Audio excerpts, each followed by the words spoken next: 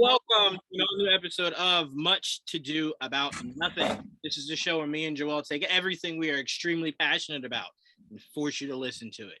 I'm joined, as always, with Joel. What's going on, Joel? What's going on, Juwaan? I'm very excited to talk a whole bunch about a whole bunch about a whole bunch. There's a lot to talk about. Goddamn. So much to talk about. But let's get sports out of the way. For anyone out there who did not know that plays for a sports team, it's probably best if you don't bet sports if you play in the sport. Just a heads up, just going for it. Some people may not know that, Calvin Ridley, anybody. Good idea. It's just don't do that. But anyway, no, seriously, I want to get right to the Knicks. What a game from our team last night. And I know a lot of people are going to go, well, who cares? There was no Paul George, no Kawhi.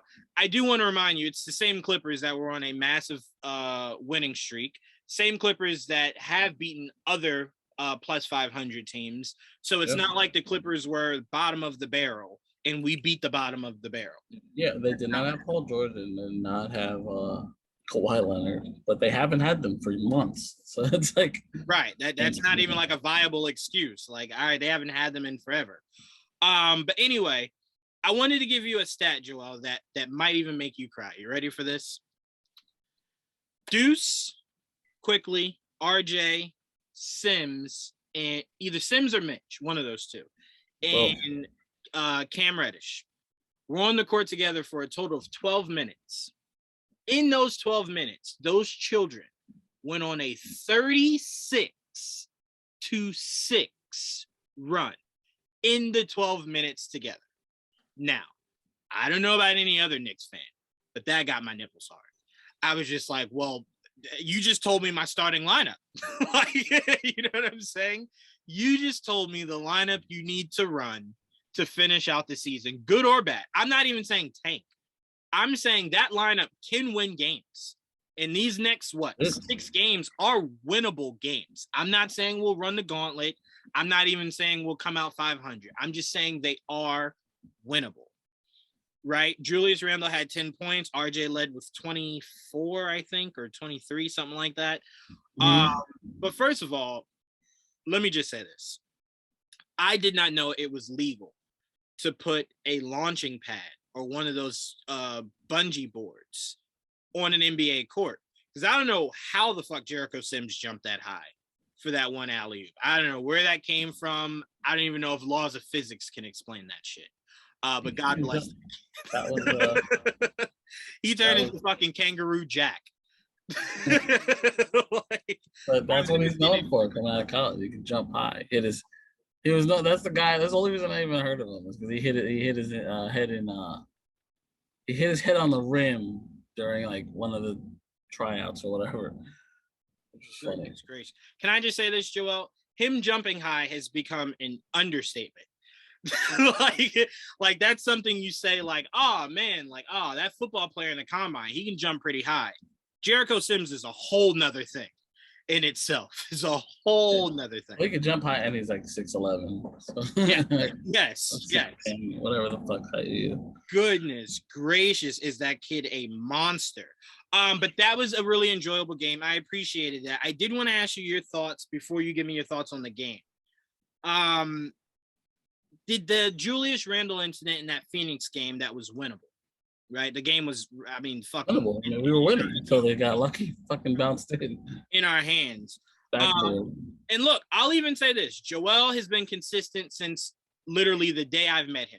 Make your fucking free throws. It's all Joel asks, right? You make your free throws, that shot he makes doesn't even matter. But I will say, only the Knicks can allow a guy who could get your star thrown out to go for a fucking career high and then the game winner. That is like, when you look through the history of the Knicks and you look at the most what the fuck moments, that is in top 5. You let this role player get your star thrown out, have a career night, and then hit the game winner.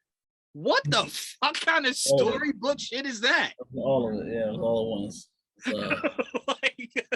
That's something. He's shooting well. Right. I don't get how they left him open again. like, goodness gracious, even if it's a half court shot, he's hot. Yeah. You know what I'm saying? It wasn't like DeAndre Ayton was shooting that. If he was shooting, I'd be like, okay, yeah, you back off that, you don't foul. But he was hot all night. Yeah, he had like 9 threes. That's what I'm saying. He was so hot, it got infectious enough to get your best player ejected. So I'm like, guard the man.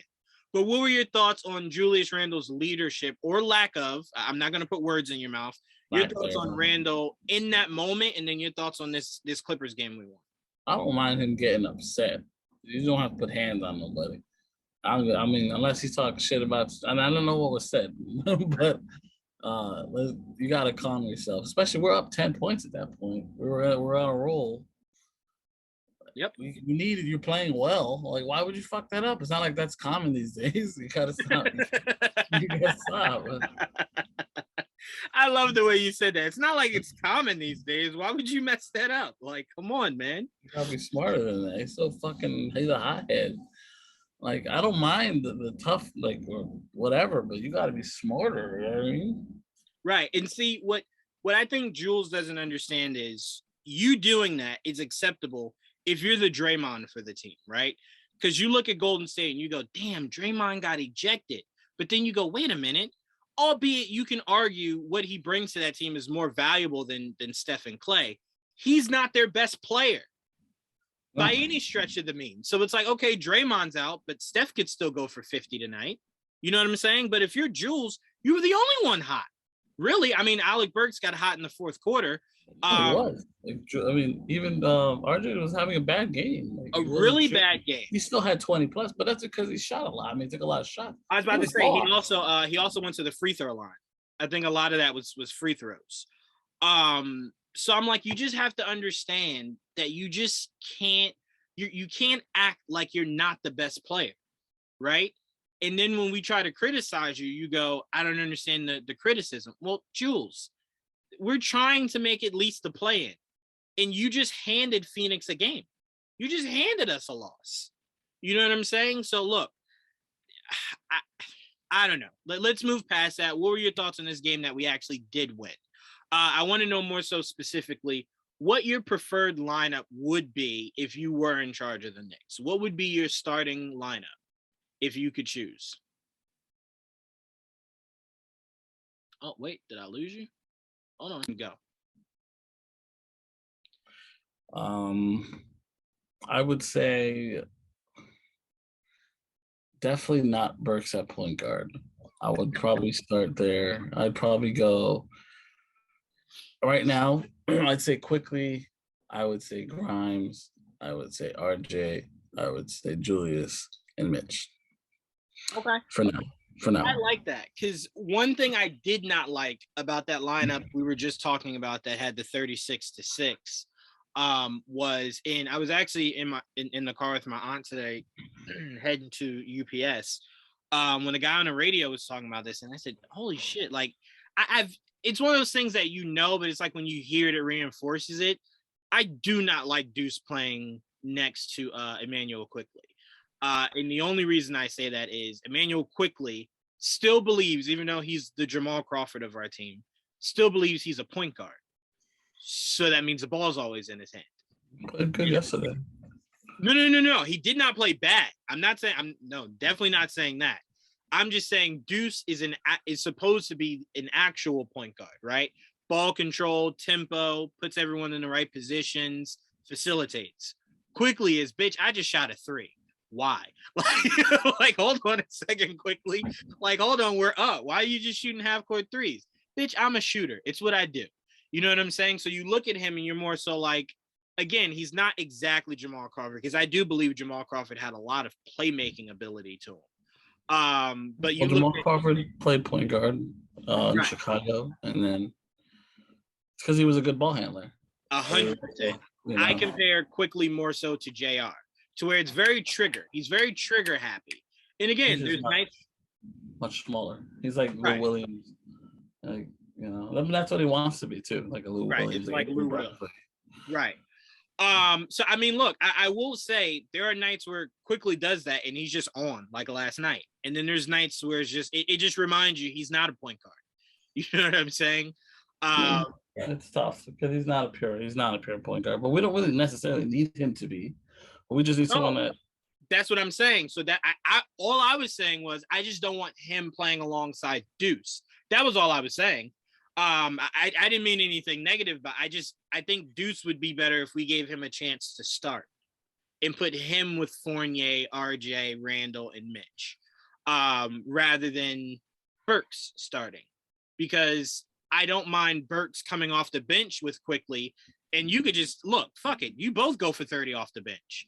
You know what I'm saying? But Deuce kind of last night was kind of nullified because Quickly, and then obviously you saw Reddish, were just taking over so much. It kind of left Deuce like, well, what do I do? Like, like, I don't really know what I do. They took, they started taking their starters out for the Clippers, so you couldn't even see his defense against like a Reggie Jackson or anything. So that's all I'm saying. Like, I don't think those two need to be side by side. I think Burks and Quickly work a lot better. And Deuce should be our starter, obviously, till Rose. Deuce should be our starter at least till Rose gets back. But no, I mean, it's so tough because I'd be lying to you if I told you I'm not in love with RJ and Reddish playing together. I love it. So obviously you can't take Fournier or Randall out of that starting lineup, he's just not a not. I mean, you can, yes, but I mean, you can say the same thing for the Lakers. They're just not going right. Yeah, they're just not taking Russell. Like, they're not taking these guys out. But if I could, realistically, everyone healthy, it would be McBride, Grimes, RJ, Reddish, and then Sims would be my preferred starting lineup for the rest of this season. I believe Reddish can guard fours. I believe he can guard fours. I know he can. I'm just saying over Mitch. I'm going to Sims over Mitch. Oh, yes. And let me be specific. When I asked you this, I didn't mean for the next decade. I just meant for the rest of this season. And for the rest of the season, I just want to see the kids. Good or bad, I just want to see the kids. He's still a kid. He is. Sims is like 23. They're the same age, actually. He is. But I want to see more of Sims. I do want to see a lot more of Sims. And it's nothing against Mitch. He's been a fucking monster lately. But I think me and you know everything we need to know about Mitch. Like, there's nothing we're still waiting to see if Mitch can do this. It's more so, okay, what can you do, Sims? Well, think about this. Mitch scoring is not he doesn't know how. It's they won't let him. So that's why I'm saying, for me, there's not much about Mitchell Robinson that there's a question mark about. He can be better at passing. He's got to work on that. He's got to work on free throws. But free throws 100%. But there's not many big men. Like, there's like one really dominant one that's like a really fucking gifted passer. But he should still be better than he is. Right. Just don't be shit. But no one's expecting. Like he has him on his hands though. Right. And look, that's how you know the Knicks don't have a good point guard, is because how many times, Joel, do we keep saying, stop handing Mitch the ball?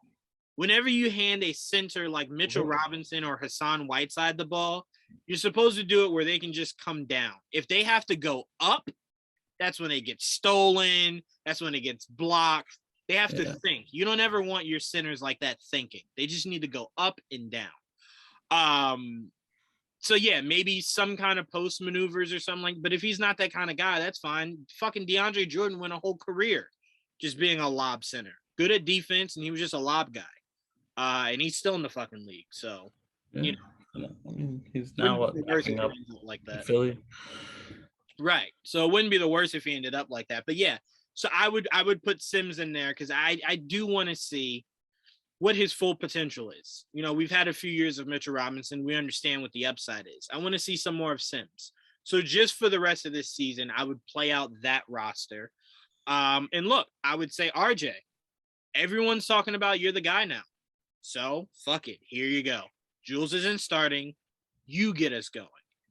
And just, it'd be very interesting to see. I mean, because we watched that Suns game and he struggled. He struggled a lot. Yeah, he's not going to be good every night, but right. Julius is not good every night. So you see how, you know what I mean? The difference. Yes, 100%. So look, I just want more. I just want for the rest of these 16 games. I think it is 16 games. I don't know. I want to see how RJ ends the season. I really do. Look, we were doing fine, just tanking until he ruined it and played the kids. I don't understand why he did that. He knew what he was doing by playing those veterans. So disappointing. Look, we've been saying it for a while, where it felt like playoffs weren't in our grasp. Like, bro, just put the fucking kids in. Like, everyone knows that's your go. That's the scary part, because you look at that Phoenix game, and we were up.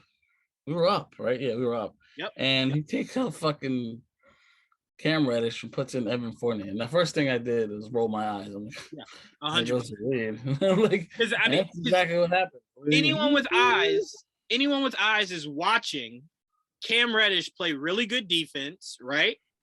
And score. And then Tibbs is just like, nah, Fournier. I'm so confused, Tibbs. Why? I was so like, what was that? Why'd you do that? What is like? Why do you hate momentum? Like, I swear to God, he hates momentum. Yeah. Knicks will be up. Cam Reddish will play well, and then he'll go, okay, well, hold on, enough of that. Well, that's the thing, because there was the Clipper game, and I didn't see a lot of it. I didn't see that's really, I just saw the fourth quarter. Mm-hmm. So like, I was on my way home. It was a 20-point game, over 20-point game at one point. When I got into, because I went to get food last night, and it was a 12-point game at one point. I'm like, what the fuck happened? Well, I just turned the radio off for a couple seconds or whatever. I feel like, and I went from 20 to 12. And found out they put the starters back in, and like, there goes the lead again. You know what I mean? Like, and it's like, what? Why again? Like, you had momentum and you lost the momentum. And then I hear that he started the fourth quarter with the kids. I was like, oh, that's different. And they went on a 10-0 run. It became a 20-point game again, and bam, it took over. Yep.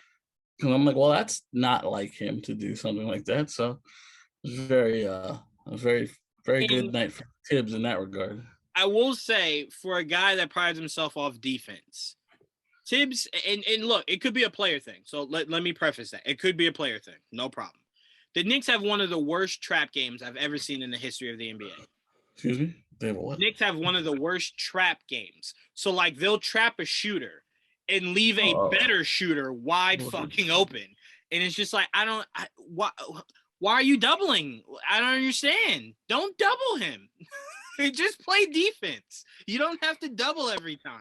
You know what I'm saying? Mm-hmm. Like, I'd understand doubling if you had Kemba Walker there and Steph Curry was who you were playing against. Then it's just like, well, we know Kemba can't play defense, so let's trap. But if you're playing fucking the Phoenix Suns with no Chris Paul, no Devin Booker, at no point should anyone on that team be double at all. Unless Fournier is guarding them. Yes. Yes. Unless Fournier is guarding them. Right. Help him. Yeah. Right. But I see the Knicks do it so often. We talked about this, Joel, to where it's just like, wait a minute. Like, you sometimes think like someone got injured because it's like, all right, there's 5 for Phoenix and only 4 for the Knicks.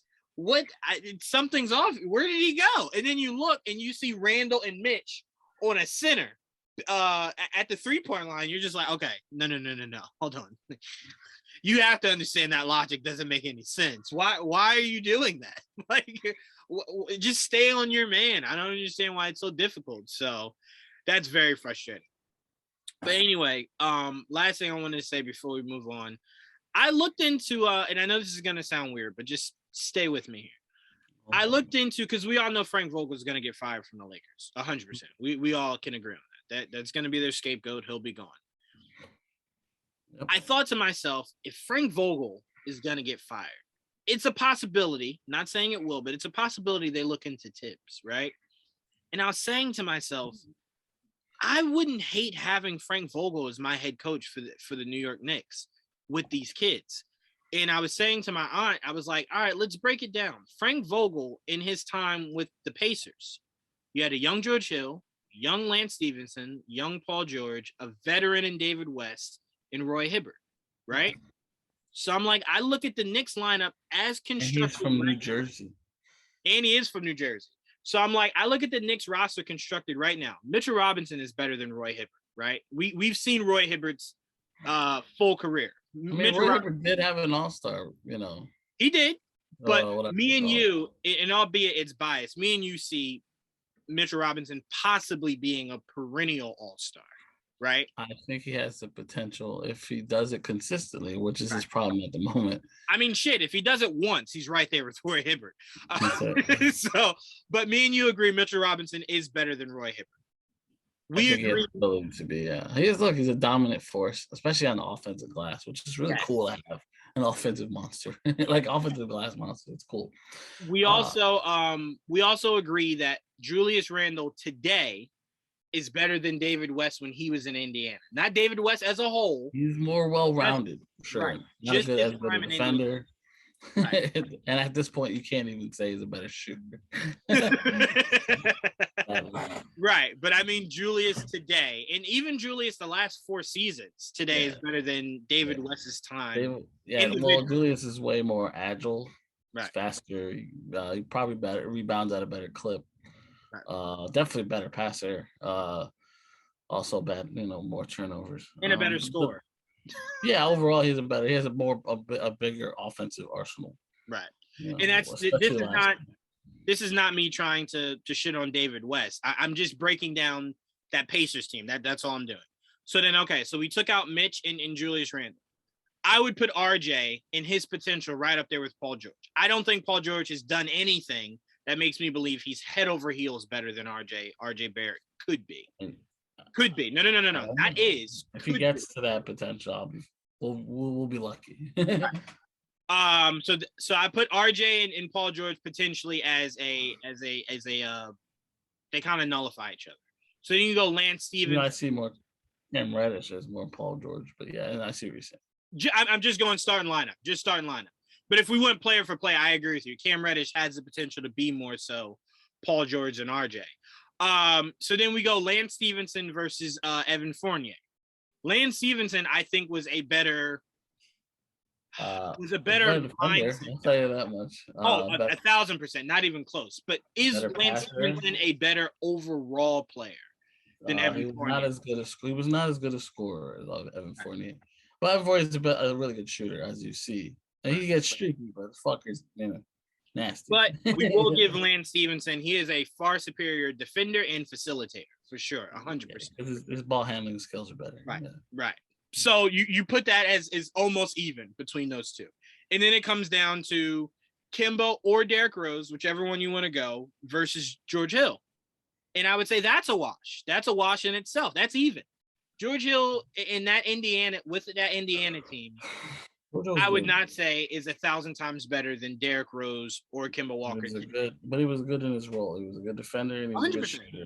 And at that time he was younger, so he was more athletic. Right. So the reason why I even brought this up, just so it doesn't seem like I'm just rambling, I brought this up to say I would love Frank Vogel to be the next New York Knicks head coach, because he took youth and a veteran and took that team to numerous Eastern Conference finals. And I know a lot of people like to believe the Eastern Conference was just shit. Dwight Howard was in that Eastern Conference. LeBron James was in that Eastern Conference. Kevin Garnett, the Brooklyn Nets, Atlanta Hawks. Like, it wasn't as good as it is today, but it wasn't. We were good during that time period. Oh, yeah, we did have the yes, we were making the playoffs. Well, that's why we're talking about Roy Hibbert, because of fucking Roy Hibbert. We didn't make it to the yes, that is 100, and they didn't call that foul. But anyway, so I said that to say Frank Vogel did that with that youth, right? Turned a lot of so-so guys into household names.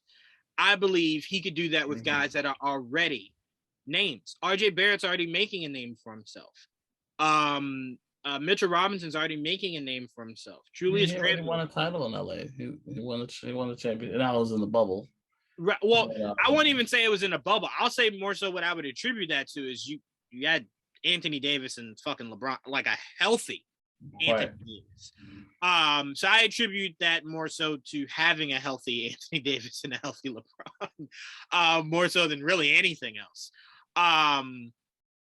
It's like when Doc won with the Celtics. think you could name me any great head coach and they would have won with that team. You had Paul Pierce, Garnett, Ray Allen, and Rondo all in their prime. That was not a difficult thing to do. Like, you know what I'm saying? They got lucky because Rondo, I mean, they didn't expect Rondo to be as good as he was. Hell no. I remember Rondo used to get pissed when they were like, yo, the Celtics big three. And Rondo was just like, bitch, what? Like, I'm sorry, huh? Like I got a triple-double yesterday. Like, what are we in the playoffs? What are we talking about right now? But no, so all I'm saying is, again, nothing against Tibbs. I think it was great for him to put the Knicks name back on the map. But I think I would prefer Frank Vogel to take the keys. Because look, no one had faith in Billy Donovan. What the fuck he's doing in Chicago? Yes, albeit DeMar DeRozan's playing out of his fucking mind. But you can attribute that to that's a really good team. Again, winning with Zach LaVine in and out. You don't have Caruso. You don't have Lonzo. And that team's still winning. Again, DeMar is playing like his name is Michael Jordan. But I do believe Billy Donovan is a really good head coach given the talent. So I'm saying I think Frank Vogel can do some really good things with this Knicks team. And I would be the first one petitioning for him if Tibbs does get let go to be the new Knicks head coach. Would you, is that a name you'd be okay with Frank Vogel? I'd be open to it. I don't know if it's my first choice. Not that I have a first choice. Just keeping my mind open. Like Kenny Atkinson would be a good one. I like Kenny Atkinson. I mean, fuck. If we're opening it up, I'd take Mike Brown any fucking day of the week. I'll take Mike Brown. Mike Brown's all right. I like that one. I'll fucking take Mark Jackson. I've been saying forever. I'd love to see Mark Jackson have a chance at coaching again. No, why not? I'm curious how much the organization would let him have say. That ended up being what destroyed him in Golden State. Was Jerry West was just like, I'm sorry, I'm the fucking logo. So you're not running things here. I know basketball better than you. So you got to go. So I'm very curious how much the Knicks would be open to him having that much of a voice within the franchise. Because don't bring him here if you're gonna try to put a muzzle on him. Right. Yeah. So, but that's a guy I would have. I would look at. I think there is a part of the front office that likes Johnny Bryant, the guy, our assistant coach, as a possible. Yeah. See, coach. I kind of feel like doing that to him could possibly hurt him. Like if you bring Frank Vogel in and the Knicks struggle, right? They struggle the first season, but maybe get better going forward. He has that cachet to be able to be awarded that. But you give Johnny Bryant the job and the Knicks are terrible that first year, that's a lot for that guy to make up ground for. Like Tibbs sucking this season, you can award him that because of last year and because of the name that he has. He did get coach of the year last year. That's what I'm saying. Yeah, he has the cachet for it. So I'm like, Frank Vogel just won a championship a few years ago. So I'm like, he has that's why he's survived this long. Yeah, so he has the cachet for it. Johnny Bryant, let me be very clear. Would I be against it? Hell no. Quickly loves that man, swears by him. The players love him. So I'm like, fuck, if you have a player-friendly head coach that can get through to these guys, no problem. I would need the Knicks to be in the best possible position so they don't set him up to fail. That's all I was saying. I just don't want this current roster to be the roster he has to utilize. I can't imagine after this season that this current roster comes back. We can only pray, Joel. We can only pray. So yeah, I mean, there's plenty of names. And look, if we were to dig deep enough into it, yeah, there's plenty of names I would sign off on. I was looking at the fact that I know Frank Vogel is going to be let go. And just looking at his body of work, I was just like, I would really love to see. And again, like you said, made Roy Hibbert an all-star. Roy Hibbert went to Charlotte, and you forgot who the fuck Roy Hibbert was. So you can say Tom Roy Hibbert. No, but that's what I'm saying. So you can't say Frank Vogel was utilizing. Wait, say it again. I said, look at Andrew Bynum. What a stud! And then for sure. What happened? His knees. Yeah, he fell off, but a lot of him was he's just a lazy motherfucker. He was so lazy, bro. Like, goddamn, was he such a lazy player? So I'm just saying, if Frank Vogel can do that with Roy Hibbert, we believe Mitchell Robinson is way better than Roy Hibbert. What could he do with Mitchell Robinson? I'd be very interested to see what that looks like. No one knew who Paul George was. Again, a lot of that was Paul George, but still. Paul George has been Paul George everywhere he went. No. I mean, his first few years in Indiana under Frank. I'm just saying. It was that breakout series against Miami that made him a household name. Because that team was 100% Danny Granger's before Paul George. Another guy fell off. It's like, what happened to Danny Granger? Just fell. But a lot of Danny Granger's falling off was A, injury, and B, the fact that Paul George turned into a superstar overnight. So we were just like, well, clearly. This guy he was the man. You know what I mean? And then injury, I get it. He was hurt and then fell off. But crazy, yo. It was pretty good. Danny Granger was good. And he didn't, another thing that didn't help Danny Granger was he didn't figure out a way to reinvent himself. I know he tried in LA, but in Indiana, with Paul George becoming the guy, just become a shooter. He was let me not say great. He was a really good scorer. He was a good scorer and could shoot. He was a very good scorer. He could shoot very well. Reinvent yourself like LaMarcus Aldridge did. He realized there's not much I can do, but I will shoot the fuck out of that ball. He just wasn't able to. So, and he was a guy that could play the 3 and the 4. And I'm like, well, if Paul George is playing the 2 and the 3, why are you not moving to a more desirable position and just shooting the ball, becoming like a stretch 4? That was a time where there were some threes were very resistant to playing power forward. Ask Melo.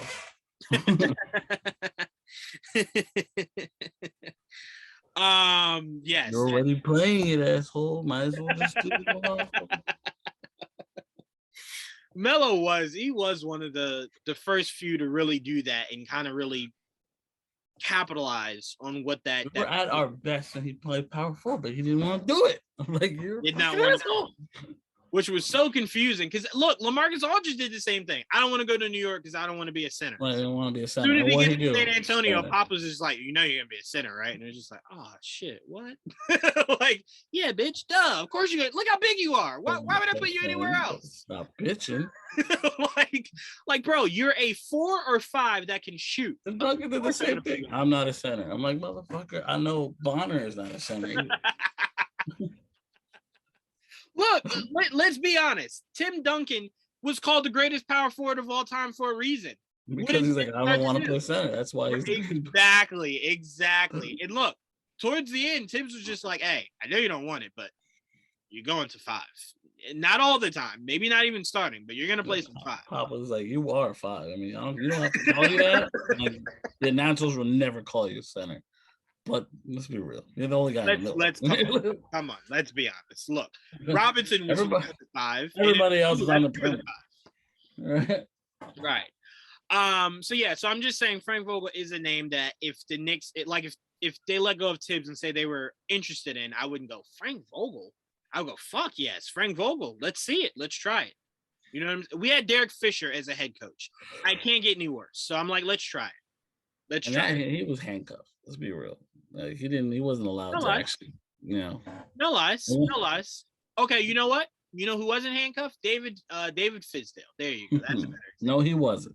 You can't get any worse. And you know what? You know what I loved about Fizdale's time coaching on the Knicks? It answered the long question I always ask. And I know you remember the question. The question always was, bro, were the Grizzlies just that fucking good? No. Or was Fizdale that good of a coach? And it was very clear that the Grizzlies were just that good, regardless of who their head coach was. Because what's his name came in? That was the Nets. He came in, and then he brought them to the playoffs, winning 50 games. So it was like, all right, clearly wasn't Fizdale. Zebo and Gasol are just playing out of their mind. Well, they had good players. No, they did. Right. So they had a good roster, and you just needed, we didn't have nearly the same amount of talent as the Grizzlies. Hell no. But still, we didn't see. Let me not put words in your mouth. Sorry, I didn't see anything good that came from his time coaching. Like, not a player he made better, Nothing. Like, There was a lot. He talked a lot, like, but he never. It was so. The crazy thing was like when we fired him, they talked so much shit about us firing him. I'm like, bro, did you not watch those games? He was terrible. And then look, Mike Miller took over for him, and he was amazing. Like, you know what I mean? Far better than Fizdale. And it was just like, what were you? Were your X's O's or your O's X's? What were you doing? I don't know what he had really bad. I mean, there were moments where we were in games, like we were taking them to the, and like again, with closing was an issue with that team too. But we were just bad. They're just so bad. They're just. And he was very different in Tibbs, because Tibbs is very stubborn. He didn't know what the fuck he wanted to do. There was like 8 different lineups. Every game was a different. I'm like, we can't. No consistency. I would say this: it's such a jigsaw puzzle because this roster we have would have been perfect for Fizdale because he just loves to switch so many things around. Fucking do whatever you want. Go ahead. Goodness gracious! But yeah, so look, we play Sacramento tonight. That game's about to start soon. It's a very winnable week for us. The Nets being probably the hardest. I know Luke is playing out of his mind right now, but we always play the Mavericks really good. I'll be right back. Yeah, go ahead. We always play the Mavericks super tough right now. I mean, always play the Mavericks super tough. Excuse me. But I think that was really because Kristaps was there. Now that he's not there, I'm curious to see how they play the Mavericks. Because it was at least the salvation of like, all right, well, Kristaps will be horrible tonight for sure. So I am very curious to see what the Knicks looks like on this run. The plan is still available, but I'm just dreading that. God, just to think playing Miami, Chicago, or Milwaukee in the first round is just like, do we even want to put ourselves through that? You know what I'm saying? Maybe if Derrick Rose comes back and he gives us the spark we need, who knows? But part of me is like, I don't ever want to not make the playoffs, but the other part of me is just like, I don't know if I can do the heartache. That is just a lot of heartache. The idea of making the play-in, surviving it, and then knowing that on the other side is like fucking Chicago. They shouldn't make the play-in. They should be reminded constantly that this season was a failure. But no, I mean, look, yes, I agree with you. But part of me never wants to ever openly say that. You know what I'm saying? Unless we're just like god awful. But part of me is just like, bro, if you have a chance, like, let's go for it. But then it's like, even if we survive the play-in, which we'd have to win 2 games, that sounds very difficult for the Knicks. It's just like, bro, what's waiting for us is like the fucking mod squad, like Chicago or Miami or Milwaukee, and it's just like, or Sixers. Hell, even the Sixers could jump up. So it's just like, bro, yes, could we be in any of those series for sure? Yeah, easily. None of those. I don't. At this point, us out, but we don't trust Tibbs enough. We're like, he's gonna play his guys, and we're gonna lose. Right, 100%, 1,000%, bro. This is the same Tibbs that we were going. Hey, Tibbs. Elfrid Payton being in the starting lineup is just not working. He refused, and he refused till it was just like, all right, well, we're down a lot. Like now it's just like, well, why not? Why not try something? Now you want to switch it up? Oh, I wonder why. By the time he wanted to switch it up, it was just like, Tibbs, just call it a loss. Like it's like now. Like now you want to play the kids. We're fucking how many games under 500 now? 12. Right. Shit. And again, I want to be very clear. I want to be very clear. Me nor Joel are saying playing the kids would have made us tremendously better. We're just saying, were losing anyway. Right. But we're just saying, just tweaking the lineup to see if something else maybe possibly works better would have been more like putting Grimes in the starting lineup forever ago would have helped. I mean, forever ago would have helped. Playing what's his name? Playing Reddish meaningful minutes earlier would have helped. Just a lot of things would have helped. Not playing Taj Gibson over the fact that we have Sims and Mitchell Robinson would have also been something a lot better to utilize. Just, just saying. Not signing Nerlens Noel to a contract also would have been. I mean, that was fine.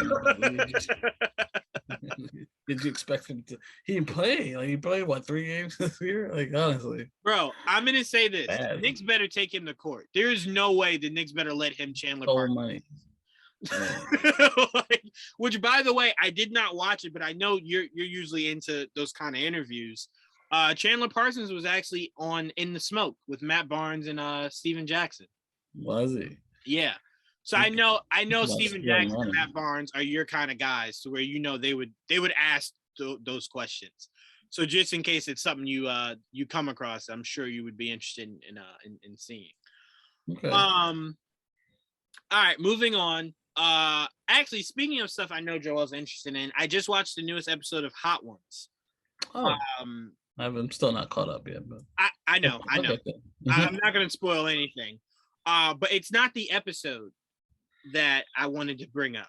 And by the way, it was what's his name? Colin Farrell was the who's the newest person on there. It was, you know how like YouTube always recommends things for you. So YouTube was like, when I was watching that, in the middle of it, they were like compilation of Hot Ones, but it's a compilation of people that were talking shit, and then like a wing later, we're just like, that's how I got into it, because I died laughing because people get so cocky. I'm like, yeah, keep talking. Oh my god, bro! From that compilation, and again, I haven't seen every Hot Ones episode, so let me just put that out there. But from that compilation, there was no one who thought they had heavier balls than Joe Budden. I saw the Joe Budden one. Yeah, there was just I don't think there was any human being that's ever been on this that just talked so much shit, and then when it hit, they were just like, oh my, oh shit, oh my god, like Jack Black is up there. Keke Palmer is up there. Yeah, Billie Eilish is up there. I haven't seen that one. Shaq is Billie Eilish, by the way. I haven't seen Shaq yet either. I've seen highlights of Shaq. I haven't seen the whole Shaq one was hilarious because he did the same thing he did on Inside the NBA, where they bit the hot tamale, and he's just like, I guarantee I won't make a face, and then he bit him. He was like, oh, it was just like, that's a face. That wasn't a face. That was a face. So he was saying something along the lines of like, and where is this sauce from? And he's like, oh, Kansas. He's like, Kansas. Thought you'd have a real fucking test for me. And then like 5 seconds later, he was just like, oh shit. Oh, where's the milk? Like, where's the milk? I can't feel my throat. And he was just like, I'm sorry, Kansas. He was like, yeah, see, stop talking shit. But no, anyone who has not watched, and again, we're not being paid to say this, but anyone who has not watched Hot Ones, go watch it. Not only, and Colin Farrell even said it, he was asked some of the best questions he'd ever been asked in any kind of interview. He was like, I had to think back, like Jay Leno existed. Like even then, these are some of the, because they're thought provoking. He doesn't just go like, hey, I heard you had this little rap beef yesterday. Like, no, it's like really thought provoking, the questions he asks. Which I mean, the Tom Holland one blew me away when he was saying how Tom Holland was saying as much as he loves being Spider-Man, he kind of hates doing it because in wearing a mask, it kind of limits what you're able to do as an actor. And Colin Farrell was saying it was the total fucking opposite for him being Penguin. He was like, I fucking love that shit. Well, it wasn't prosthetic. It's different than... Right. But he's saying the idea of like not just being your face, like your face being what's presented. It's essentially a mask hiding the real you. And he was like, no, I fucking loved it. He was like, I wanted to do it more. He's like, if I could, I would have. But yeah, so I just wanted to let you know Colin Farrell was the newest Hot Ones that came out. All right. So we got a whole bunch of news, Joel. Obviously, we saw the Batman Tuesday for the fan. We did. Damn. Saw the Batman. I still have dreams about that fucking movie. God damn. Like, goddamn, bro. Like, like, oh man, like this movie is one of those things where it's like you'll have a conversation with friends like 10, 15 years from now, right? Like you're just sitting shooting the shit and you're just like, oh my fucking God. And everyone's like, what's wrong? Do you fucking remember the Batman? And then everyone kind of just sits there like, oh my God, yes. Yes, I do. Holy shit. Like, put it on right now. Put it on right now. Let's all watch it. But no, so as you guys can tell, I love the movie. I do wholeheartedly believe it is the best interpretation of Batman All around villains, scenery, whatever you want to put up there, everything. Shout out to Matt Reeves, shout out to that entire team. Michael, I don't know what kind of acid, PCP, cocaine, weed you were doing when you made this soundtrack, but listen, if you're not given the key to whatever city you were born in, that's a fucking travesty. Because you were on your shit for this fucking soundtrack. There's not one song on this soundtrack that's skippable. Not a one. I skipped not one. Because like as each song played, I'm remembering the scene and I'm getting hyped again. Like, oh fuck, that is when he did this. You know what I'm saying? So shouts out to this movie. Just so fucking well done. Joel, what were your thoughts on this movie? Trash, bro. I don't think I've ever seen a movie so bad. Yep. My entire life. Like, I think Ben Shapiro was absolutely right. It was the worst thing since Ben Shapiro. What the? What a weird name to drop in a Batman conversation. Ben Shapiro. Fuck Ben Shapiro. But no. Go ahead. I'm sorry. I just that really caught me off guard. I was trying to think of someone that didn't like the movies. I was like, oh, that was one. Ben Shapiro came out and said he didn't like the movie. Yeah, he said it was bad. It was a bad movie. Ben Shapiro, suck a fat one. Suck a fat one. Fuck you, Ben Shapiro. I was just saying. It was realistically now. It's not true. Everything I just said was a lie. Of course. It was a very, very good movie. It is, as like I keep saying this as the best way I could explain it. It's the most Batman movie I've ever seen. Yep. You know, if that makes the sense to someone. If it doesn't, I'll try to explain it better. But as of right now, it's the most Batman movie that I've ever seen. You know what I mean? And I mean that by like, it had every element I thought of the character that you can get, that we've gotten, you know, that we like you've seen in live action, you know, more so than most. You know, now I took liberties in certain areas, but nothing that I felt like, oh, I can't take it. It was terrible. No, I think they did cool. They made cool updates, made bold choices, but like livable ones. And he was like the act. There was it was flawless acting. Like there was really no bad acting in that movie, which is crazy. Not that that I pay really close attention to that stuff, but that everybody was great. But time out. That tells you how great the acting was, that even you, as somebody that doesn't really harp on that, even had to step back and go, wait a minute. There really was no fucking bad acting in this movie. Not saying that if there was, it would have like completely swayed you away from the movie. No. But I'm saying it was at least it was so well done, enough for you to at least step back and go, you have to step back and think, all right, well, did these actors play their characters well? And they absolutely did. Like there was no bad characterization of the character. Like I enjoyed Matt Reeves' version of the Riddler, because to me it was very much the Riddler. It was actually more so than I expected, because I expected something very different. Mm-hmm. And yes, it was visually a different interpretation. And obviously the whole Zodiac thing was definitely an homage to that. But the Mr. Puzzle guy, it makes the perfect sense. At the end of the movie, he is very much the Riddler. That you probably know, that I know. Like awesome. He was a genius psychopath. It was awesome. I thought he was up there with the Joker, with one of the best villains that I've ever seen in live action, honestly. I was very happy with what I got from Paul Dano as the Riddler. Fucking Colin Farrell as the Penguin stole that damn movie. If you didn't laugh every time he fucking opened his mouth, I don't know how you kept a straight face, because it's like, Tony? Like, look, all he was missing was this, Joel. If he had this in the movie, I would have given him an Oscar. If he gave us one of these, like that. Oh, come on. You got to give him the Oscar at that point, man. Like, he was just so Awesome. everything that kind of character to be. Not the Penguin, but I just mean that mobster type to be. Yeah. You know, but he didn't make it a stereotype where it was just like, oh my fucking God, we get it. It was more so just like, did I just watch an episode of The Sopranos?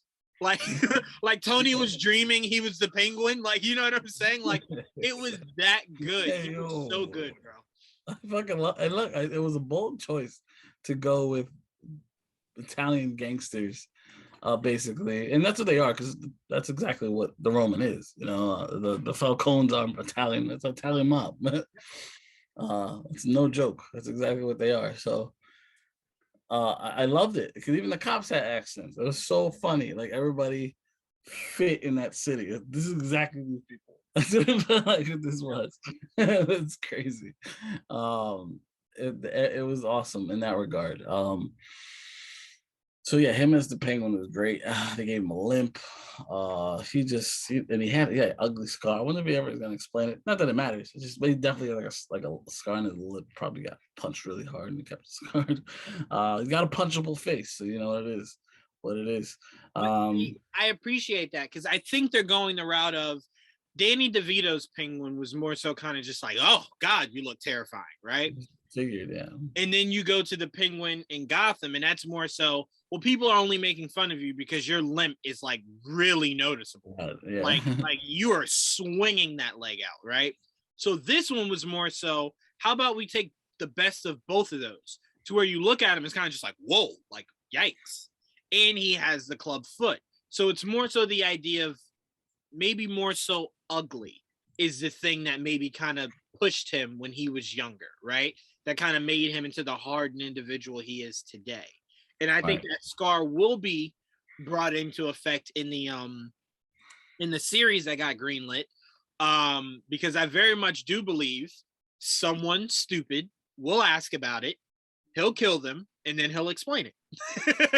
Like, that's what his Penguin gives off to me. So I very much believe that we'll see a lot more about that. But I love, like you said, how his Penguin would just, and I know it was asked of me a lot when I was talking in a group chat about how realistic these characters are. Oh, I thought you said that's what you didn't like. No, what I said I needed was, you can make these characters realistic because ultimately that's what makes Batman's world so interesting, is that these characters are believable, right? Like, even Mr. Freeze uses a freeze gun. Unlike some of the cartoons that have him like shoot it out of his hands, he uses a freeze gun, right? I prefer the gun, yeah. I'm with you. I prefer the gun. So I'm like, a lot of his villains are more so believable. Like, okay, maybe that's not something that could happen in our real world, but it's not like a fucking doomsday. Like, when do you ever go to sleep like, shit, what if a doomsday landed here? Never. But you can think to yourself, with how crazy this world is, a Joker could realistically happen. Someone that insane that does something that crazy. So I love how grounded it was, deeper than grounded. But what they did that I said I thought was missing from all the other Batman movies was the first 15 minutes was all I've been asking for in all the other Batman movies. The mythology of Batman. The idea that the shadows mean something. The idea that the pure presence or the mentioning of his name, the thing in the sky, means something. Because I was talking to my dad about this. The Dark Knight literally starts with them not respecting the ideology of the Batman, let alone fearing it. They were dressing up as the Batman, trying to fight crime themselves. So it wasn't even, I mean, the criminals were doing, you know what I'm saying? Like, it wasn't the idea of, shit, it's nighttime. That's in the sky. We gotta go. You know what I'm saying? The legend was pretty much, and it never got a chance to become a legend. You know what I mean? Right. And you know what's weird? You know what's weird? Because I went back and I rewatched these movies the other day, all three of them. The biggest legend that Batman ever left, as far as fear, I don't mean the legend of being Batman, because obviously The Dark Knight Rises touched on that. But the biggest legend of fear that franchise ever evoked was in Batman Begins. Yeah, it was all fear in the first movie. That was it. And then it dwindled away from there. Yeah, Dark Knight completely almost ignored it, and then they kind of went back to it again in Dark Knight Rises, but only during certain scenes. Right. Um, So but yeah, fear was part of his weapon, but that's what again, the legend never came out of it because it was there's like the boogeyman aspect of it, which is a very big part of the character. right. Was never the last time you saw like that actually play out was probably in Batman '89, where Yes. it was a myth. Like, oh, it's this giant bat. Right. Like there's no such thing as a Batman. And it's like, well, there is. Because I'll never forget when Gordon, when they were when he was in the facility with obviously he wasn't Joker yet. But when Gordon first saw him, it was just like, oh my God, like you are real. Holy shit. You know what I'm saying? But in year 2 of Pattinson's Batman, there was a guy robbing a convenience store, comes out. All he sees is the light and darkness, and that was enough to drop everything and run. He didn't see Batman. Batman didn't speak to him. It was just fear that he could be there. And the monologue during that scene too was it was so beautiful. So I'm paraphrasing here, obviously, but where he's like, I am the shadow. Yeah. You know what I'm saying? And then the score. I'm just trying to think back to when the score affected me so much. Where you're watching that train scene, and obviously they stop beating on the guy, and you just hear footsteps.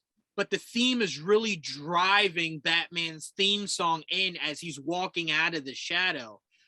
In that moment, Joel, I looked to my dad. We looked at each other and we were just like, that's Batman.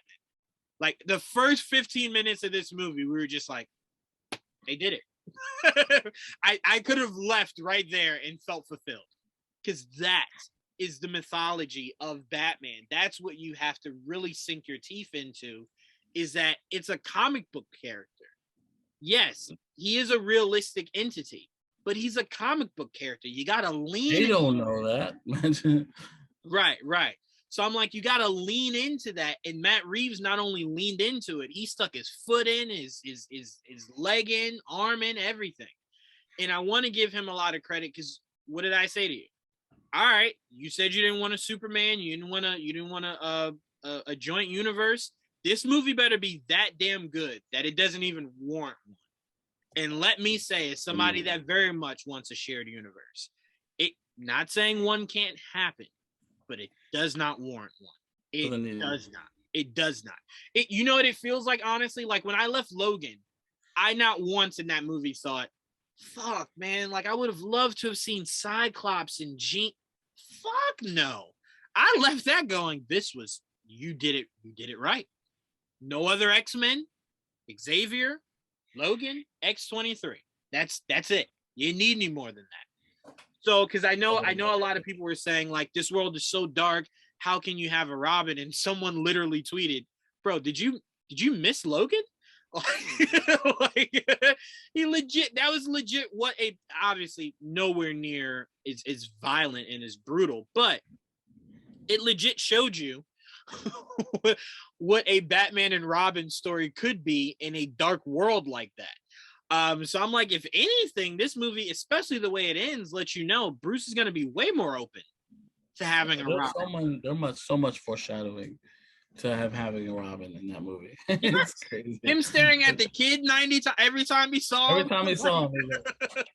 And Joel, let's not forget our guy from Titans. When he was staring at him, he didn't grab him, he didn't hit him. It was kind of just like understanding you're a troubled individual.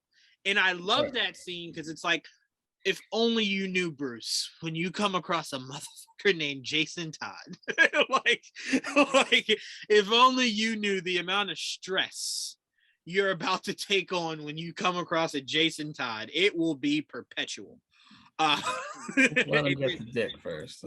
Yes, yeah, of course. But yeah, that Jason Todd hell will literally come back to haunt you. So it's going to be real interesting. But no, so obviously a lot of people are talking about, obviously the riddle is still going on, the Rata Alata or whatever the website is.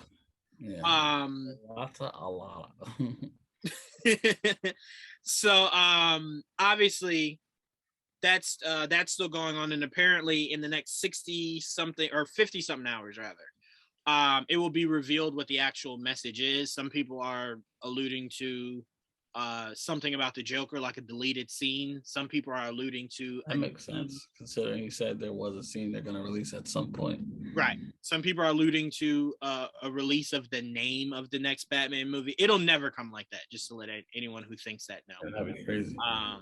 I also just think it's too soon. Like, to me, if I'm Matt Reeves, I want to sit on this for a while, not sit on the name of the movie. I want to sit with it and make sure that's really where we want to go. I want people to sit with it, and I want to, see the outcome and see where, like right. he probably has a whole slew of like ideas on a board. Like, right. I mean, I have to imagine his board looks the same way the No Way Home board looked when they revealed the name.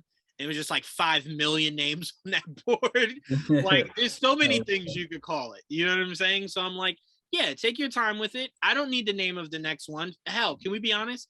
Can I get a green light for the next one before you're telling me that they're gonna release a name? It made the monies, so we're good. Like, oh no. We know it's gonna get it, but I'm like, at least announce it first before the first thing you give me is a name. Yeah, I expect an announcement by the end of the month. 100%. Well, before this goes on HBO Max next month, we'll know that there's a second one in development. I will say I did enjoy Brandon. Shout out to Brandon of Comic Book Movie, or Comic Book. Yeah, is it Comic Book or Comic Book? Comic Book. He was interviewing Zoe. Is it Zoe? Mm-hmm. No, Zoe Kravitz, right? Yeah. Yeah. Okay, I thought so. I don't know why I was tripping. Zoe Kravitz and Robert Pattinson, and he was asking Robert about, like, have you and Matt ever really talked about like the possibility of like a shared universe, a Superman popping in? And he goes, yeah, of course. Yeah, me and Matt talked about it. But he was saying like, we talked about it, but we kept trying to figure out how could it exist in this world? And when he said that, I laughed because I'm just like, that's never the question to ask, because you don't have to put Superman or the Justice League in Gotham. So I'm like, it never needs to look. That's a bad way of thinking about it. Exactly. Because when you think about it like that, you'll always say no. You don't fit. Like, no shit, he doesn't fit. And Batman doesn't like when they're there anyway. Right, exactly. So I'm like, that's like the worst possible question to ask. It's like, so to me, when he said that, I was just like, fuck, well, that means that's definitely not something on the horizon if they're thinking like that. And then Robert even goes into saying, like, we thought about, like, could you do like Superman with the cape and everything, but like he doesn't have powers, like, and he's like, hey, I'm Superman, and someone's like, so? And I'm like, oh no, that's an even worse way to think about it, right? Like, you were just really not hitting with these answers. Sitting with you during these kind of I'm like, the more he was talking, the more I'm just like, oh no, I don't think he understands. It doesn't take place in Gotham Justice League movies or events. They usually happen outside. They don't have to. You got to stop thinking that way. Yeah, stop trying to put it in your world. Your world is just part of it. It's like, it's a puzzle. You know what I'm saying? It's a significant piece of the puzzle, but it's not the whole puzzle. I'm like, you have a rest of the puzzle. That's like doing one corner of the puzzle and going, ew, this is ugly. Bitch, did you even look at the box to see the full picture? It's a beautiful picture. Put it together. You know what I'm saying? So I just thought that was really funny that A, they were having those conversations, and B, his mindset is that. And by the way, a big middle finger to all you people that were overreacting when the set photos went out of the Halloween party and there were people dressed up as Superman and Wonder Woman. Right. Everyone was just like, well, look, we could be getting, and we were like, bro, he said no. Like, he wouldn't need to lie about it. If he was going to put Superman and Wonder Woman in them in this universe, there would be absolutely no need to lie about it. It would only make the movie better. You know what I'm saying? So I'm like, if we're looking at a set photo, there's no way to lie about that, unless that set photo was just something random that they didn't put in there. And that's exactly what he did. A couple of like swervy shits. And like, oh look, that didn't happen. Like, right. So I'm like, let's relax here. But all right. So I want to ask you this, Joel. I'm putting you on the spot. Actually, I'm not putting you on the spot. I want to go first. Give you a second. Give me one villain and a name for the sequel. You are not going first. Give yourself a second to think about it. Matt Reeves said in a recent interview that Hush was his favorite character, and he really hopes to utilize that character soon. So my sequel would just be called Batman Hush. That's it. Batman Hush. Simple as that. Simple. And you can still put in the elements of the Joker. You can still put in the elements of Hush, and it all work. So to me, I want Hush, and I want it to be called Hush. And it better have an end credit scene of a fucking feather. That's all I know. That third movie better be Court of the Owls. That's all I know. I know Rob was saying how much of a huge fan he is.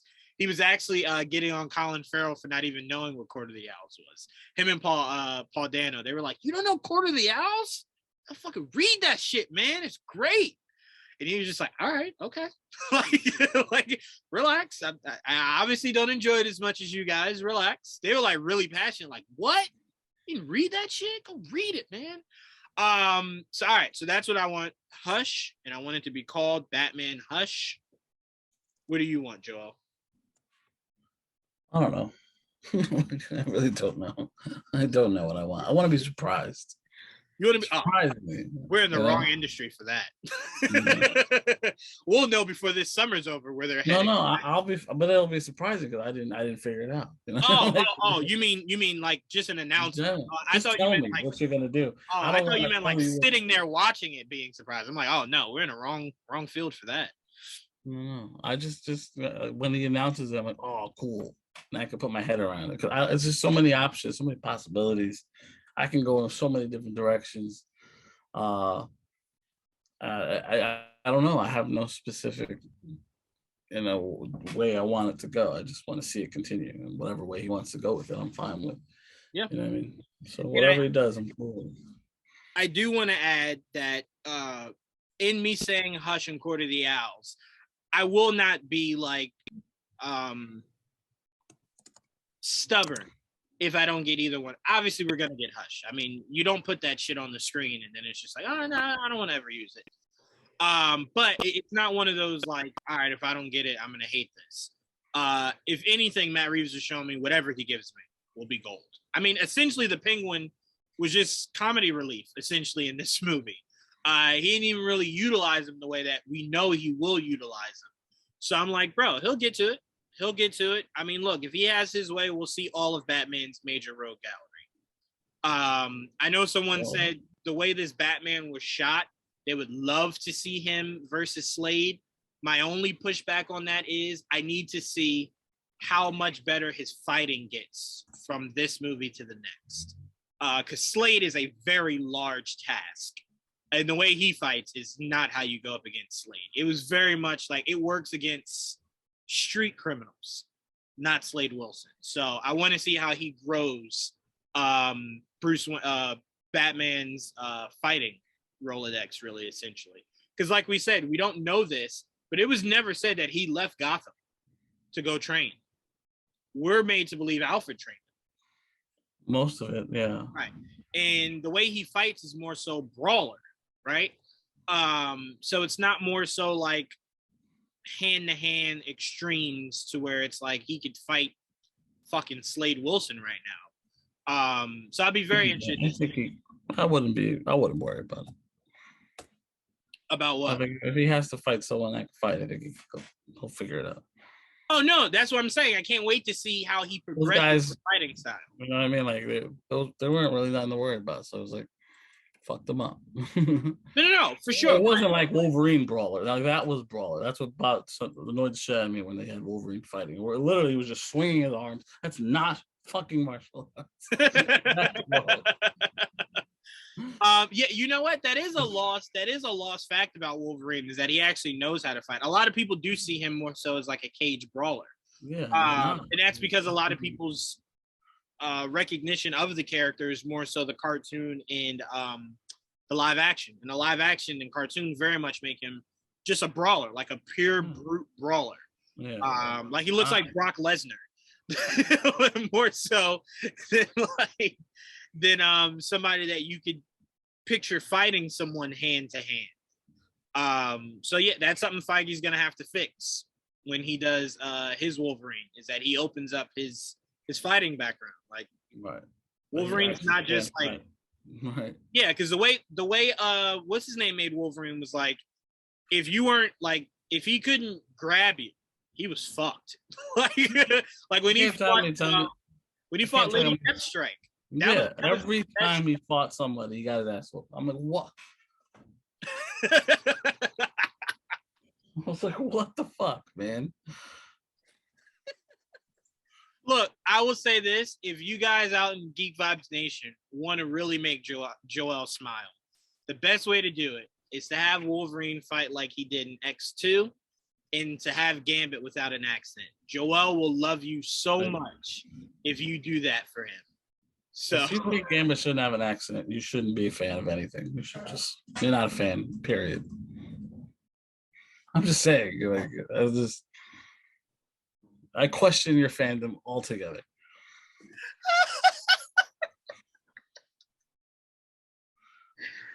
Oh my goodness. But see, this is why I always say it's good to watch cartoons. Because if you tell me you only read Gambit, that would never be an issue for you. But it wasn't until you heard him to where you're just like, oh yeah, no, that's how he should sound for sure. Even the way Wolverine sounds, you hear Cal Dodd and then you hear Hugh Jackman's. It's not drastically different. Because I feel like Hugh Jackman was going for that. Obviously, no one will be Cal Dodd, but he was going for that in his approach of sounding like what we assume Wolverine should sound like. Rough. He's got a rough accent. Yeah. Right. So yeah, so that's just.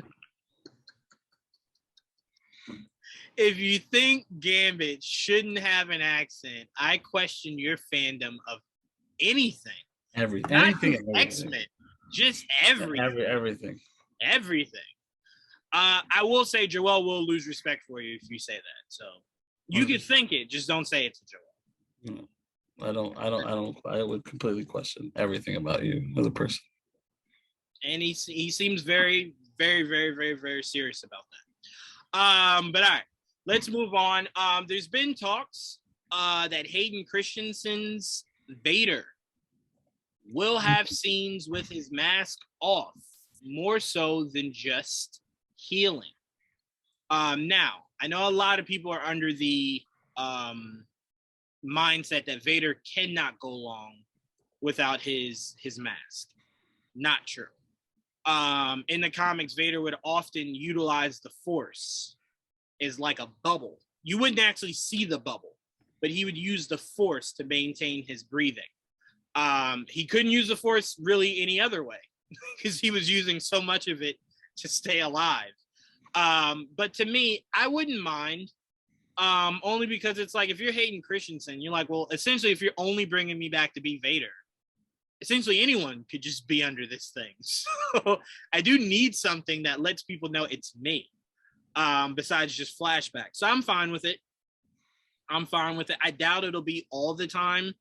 But I would be lying if I told you I wouldn't find it special that if the final battle of the season is Vader without the helmet fighting Kenobi. I very much would be for it. I mean, like I said, he does it in the comics. He just uses the Force to maintain his breathing. So I'm fine with it. If it's not in it, cool. If it is in it, cool. But Joel, you were shaking your head. Are you against maskless Vader? Yeah, it doesn't look like fucking Vader without a mask. That's not Vader. It's not Vader. Oh, the point would be to utilize Anakin at that point. Yeah, I mean, yeah, if you're gonna use Anakin, but like, I don't want to see Anakin, especially not as Vader. That's an ugly motherfucker in the first place. Put the mask on. No. Like I said, if they do it, I'm fine with it. Like I said, I would be against it if I hadn't have seen it in the books, because it would just be like, why? But I get the emotional need for it. These two had never seen each other like this before. So I'm like, sure, if you want to utilize that, hell. Rebels, I thought was very ambitious to cut half of Vader's mask off, and he looked just like Anakin. No scars, nothing. He looked like Anakin was just wearing the helmet. So I'm like, that shit was horrible. So I'm like, no hair. He shouldn't have hair. He should look bald. Right, yeah, that Anakin looked fine. He looked like he never went to Mustafar. It's like, what? Then why are you in this? So I was, and again, I know it was a children's show, but there's a way to do burns that don't look horrific. But to just ignore it, and he had hair and everything, was weird, very weird take, Dave Filoni. But like I said, I understand it for the emotional value, and even if it's not for the full fight, it's for like the last half of it or whatever. Again, fucking love Hayden Christensen, so I would like to see how they do it. But give us a fucking trailer before we even worry about any of that. Like, goddamn, Kenobi, where's the trailer? All right, let's move on. We got our finale of Batwoman, Joel. What happened? I don't really know how to explain the very last scene. I don't know what I was looking at. I remember. Oh, yeah, the skeleton, right? Right, yeah. It did not make me excited for the next season. Usually those endings are supposed to be the, oh shit, that's what's to come. I kind of feel the same way about that ending that I did about the Flash's ending for the crossover. It's just like, what the fuck? What? like, okay, I get that that's going to be the storyline, but show me something that's like, oh shit, that's about to happen. When I saw that ending of just the photo, it was just like, the fuck was that? It was a pretty good crossover too. Fuck you ended like that for? So I thought it was a solid episode. Obviously, with Alice leaving, they're just gonna use her brother to be the new Alice, essentially. I fucking see that happening like right away. I didn't hate the finale. Thought it was solid. I love that Luke can kind of stand on his own 2 feet now. Outside of that, I really have nothing else to add. What were your thoughts on the finale? It was okay. I didn't mind it.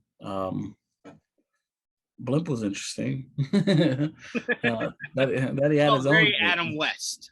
Yeah, the Bat Blimp. I was like, what? Choice was made there. Not like blimps are like out of this world in that city, but I don't remember Batman having his own blimp. But whatever. I can only believe that if you told me it was in an Adam West episode, where I would go, yeah, that makes sense. I mean, he had a helicopter. Batcopter. Then yeah, a blimp in that world isn't out of the realm of possibility. Is it a helicopter, Robin? What? You are rich. Is a helicopter the only thing you had at that time? I guess helicopters were the shit back then. But anyway, I'm sorry. Go ahead. And Haskell was the man. Yeah, like I'm trying to think what happened in that episode. It happened. Like no, essentially all that happened was Robin, not Robin. Sorry, I'm thinking of the actual actress. Ryan made things official with what's her name. Yes. As like one of the hottest couples on TV. It's just crazy. We're gonna do that like that. I mean, whenever they want to do an open sex scene, I'm for it. Make it a deleted scene. I'll pay for it. I don't mind. Obviously, Luke gained his confidence by sacrificing his father's AI to save the town. Mm-hmm. Which, by the way, you dropping a blimp in a densely isolated area has kind of been there, done that. We saw that for Arrow. That's what set up the Prometheus season, where they bombed what they thought was just a small part of town, so like it's very few people there. And then Ragman came out and was like, "Hey, bitch, my dad died there." Like, did you drop that missile? I sure did. My dad died there. And it's like, oh, well, shit happens. Obviously, they used the buzzer on her brother. They did use. I think they used the Arkhams also. What? I think one of the characters was like one of those legacy names that was used. I can't really remember. It was one of the ladies. Shit. Well, no, was she? I think she was Gordon's ex-wife. Who? What are you talking about?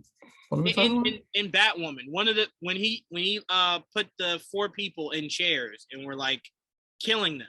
One of them I think was Gordon's ex-wife. Yeah, I gotta rewatch it. I won't anytime soon, but I have to rewatch it. That's really all that happened, Joel. The blimp landed, it blew up. Obviously they used the buzzer on her brother, so her mom, her brother, one happy. They saved her brother. Alice left town. Alice, what happened to Alice? I forgot. She left town. She decided to be a better person instead of using the buzzer. That's right. She got it to use on. That's right. I forgot how that ended. Yep. I will say one thing. Everyone always talks about how disappointing our judicial system is.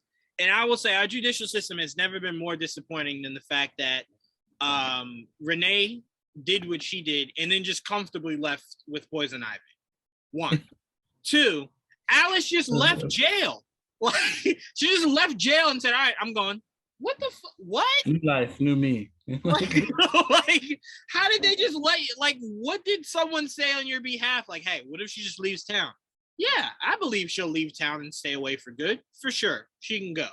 Like, what? I didn't understand that, and they didn't explain it. And I think that will always bother me, those 2 things from this season. But, yeah, that's really all that happened. Yeah, I mean, for me, like I said, it was fine.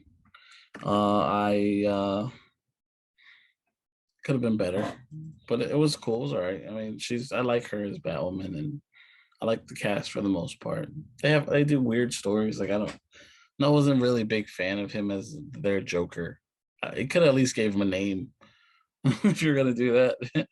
To me, they half-assed it. Like, they kind of put him they promoted it like he is the first Black Joker. I'm like, no, he's not. He's just fucking crazy. That's somewhere Lakeith Stanfield was just like, oh, really? y'all want to make that guy the Black Joker? Okay, all right. He was not the Black Joker.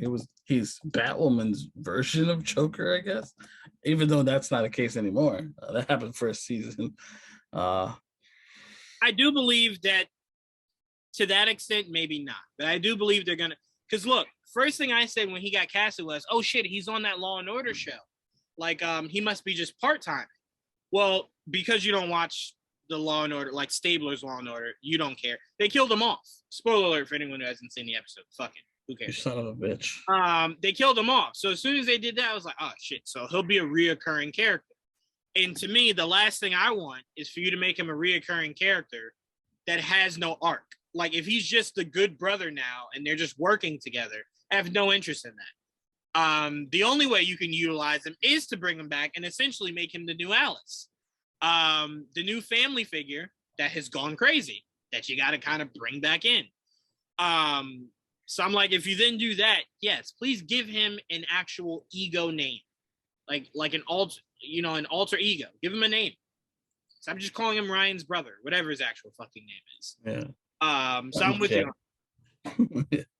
I'm 100. Yeah, that's my only issue with the character. I mean, aside from he's not bad, it's he's not the Joker. Stop promoting him as the Joker. Promote him as his own character, and maybe you might get something. You might go somewhere if you do that. It's worth a shot. So for me, I think he was okay. Again, I wasn't a huge fan of the character, but if you give him his own alter ego and let him do his own thing, cool. Now that he's healed, I mean, I gotta see how it plays out, considering apparently he's healed. And where the fuck they're going, because I'm actually more intrigued by that ending, even though a walking skeleton is odd. I am intrigued. It could definitely open my eyes. Like, oh, okay. What the fuck is that? What are we getting into? That's fucking crazy. I looked at that the other way. I looked at that like, what the fuck is that? Like more so just like, why not at least did that remind you of anybody from Batman's world? No. But it don't really necessarily need to, because she's her own character. So if they give me something, she is. But they've spent the last 3 seasons pulling everything from Batman's world. So I was shocked that this is the one time they don't. So if they don't, by all means, I'm very happy for them. I'm very curious. That's what it is. It's more curiosity, and I thought I was like, oh, that's awesome. No, I have no idea. I'm just morbidly curious. Like, what the fuck was that? That's fair.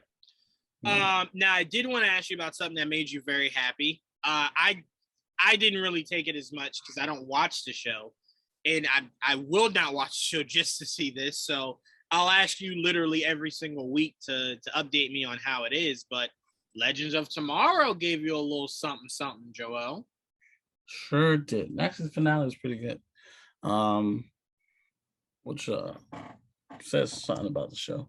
It is at the end a goofy show, but they finally did something I think everyone has wanted for like ever, and they finally did it. And maybe this is like, are they on the bubble at this point? Are they gonna like get canceled? Because it was the worst time to get canceled is to introduce this character, and now you cancel the fucking show. Like, you bastards. That would piss me off. But for me, they introduced. They don't officially announce it to the last minute of the show, but he's a dead giveaway throughout the whole episode because of the way he's dressed and shit like that. And he doesn't wear a costume. And he goes, and when they ask him who he is, he looks around. He's like, "Yeah, just call me Mike." And that's his real name. His name is Michael Carter. Michael John Carter is his name. But yeah, at the end of the episode, he officially admits, "I'm Booster Gold," and they get at the end of the episode, they all get arrested again for some type of time crimes or whatever. There's another time police thing or whatever the fuck. After the whole time, we're like, I thought that was over with. So now there's something else. Because he's eventually, what happens? He remember when I told you about Reverse Flash? Yes. He showed up.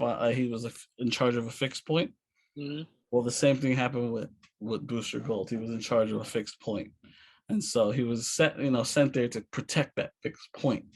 And so when he starts talking to them and he unfreezes them from their whatever, he realizes that he's been played like a fool. Like they're just like wasting his time or whatever the fuck. And so he kind of fucks around and steals their fucking time machine and leaves them abandoned. So the whole episode they're like upset, like what the hell, man, because they finished off everything. But he comes back and he's like, it didn't work out like I planned it. And then it was really just him giving them up to the new time cops. So that's how that's gonna go. We lost a member and we gained two, it seems. We lost Nate. I think Nate's gone now. Nate is no longer gonna be a legend. Yeah, that takes me out too. I told you, one of the things that made me start watching it again, not recently, but before, was because I love Nate. I'll never forget that first episode where Nate comes into the Wave Rider and it's old ass Oliver, and he's having a conversation with old ass Oliver. Like I just loved everything about Nate. And then when you see what his powers are and whatnot, like I really love that character.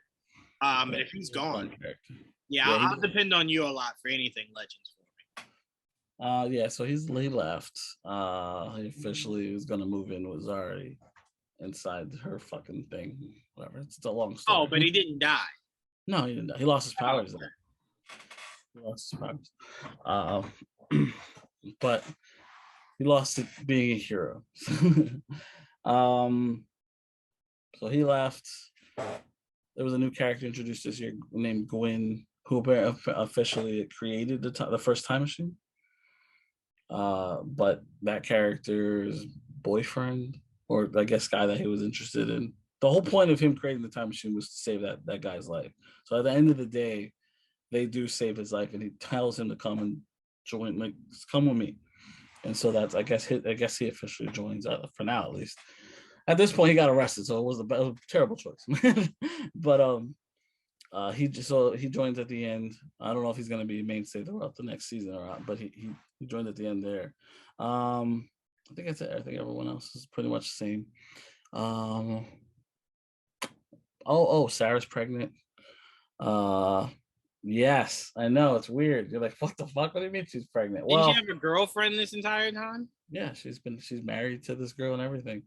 And she was trying to get pregnant because I guess they were doing inseminations or whatever with. Okay. Because you just let it with Sarah. Well, I'm not. Whoa, I'm not done. Ava, who's her girlfriend, who is a clone. She was supposed to get pregnant. The whole point was for her to get pregnant, but it just wasn't working. And then we find out that Sarah's pregnant, but she wasn't taking like Ava was. You know what I mean? So like that's why she was like in shock. Well, what happened was, I think it wasn't this season, it was last season. Sarah got abducted. The end of the following season, she got abducted. And so what happened was they experimented on her, and like with her genetics, she got like she became part alien. So what happened was she kind of got powers for that season, where she basically can heal from injuries. So they gave her like healing powers, right? And so what happened was, whatever alien DNA is in her, they can get pregnant by just kissing. So what happened was she ended up getting pregnant by Ava by kissing. So that's how she got pregnant. So whatever the fuck.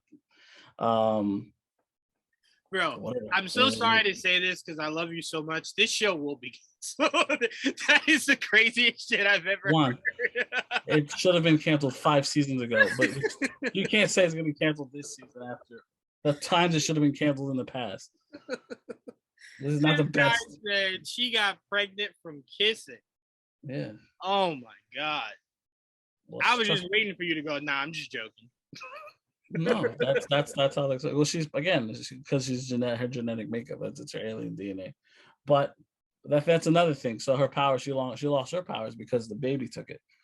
It's inside her. It's protecting the baby. So she lost her powers too. So it's like, oh well, that's great. Because at the end of it, they were all gonna retire. That's how that show was leaning towards. Everyone was retired. They were supposed to meet up every so often, whatever.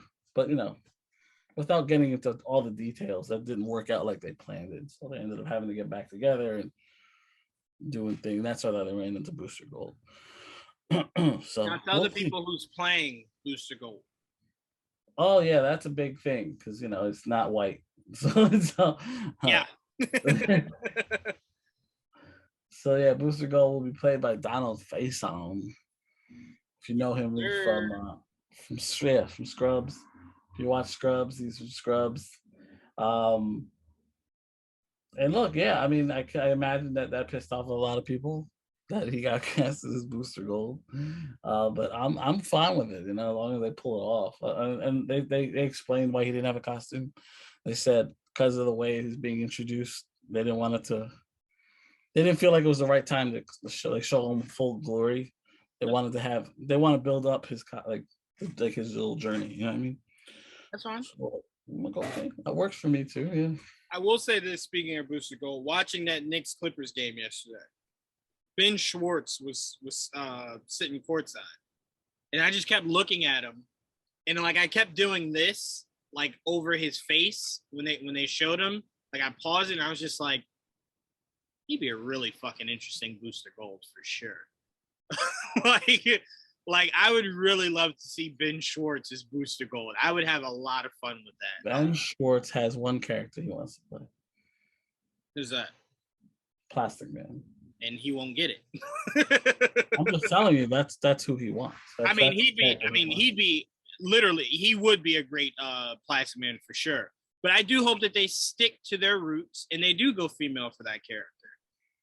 Look, it's a character that people can't really complain about because you don't fucking know Plastic Man at the end of the day. So whatever they fucking did with Plastic Man is just be glad they're using it.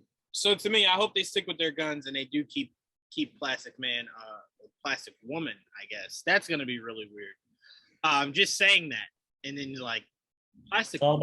That's all about the casting if they pull that off. No, whoever they cast, I'll be fine with because again, I'm not that invested in the character. I'm just saying, getting used to saying Plastic Woman instead of Plastic Man is gonna take some getting used to, and it's gonna be fun. It's gonna be fun. All right, let's move on. Joel cried when this was announced. I literally saw him. We FaceTimed. He cried.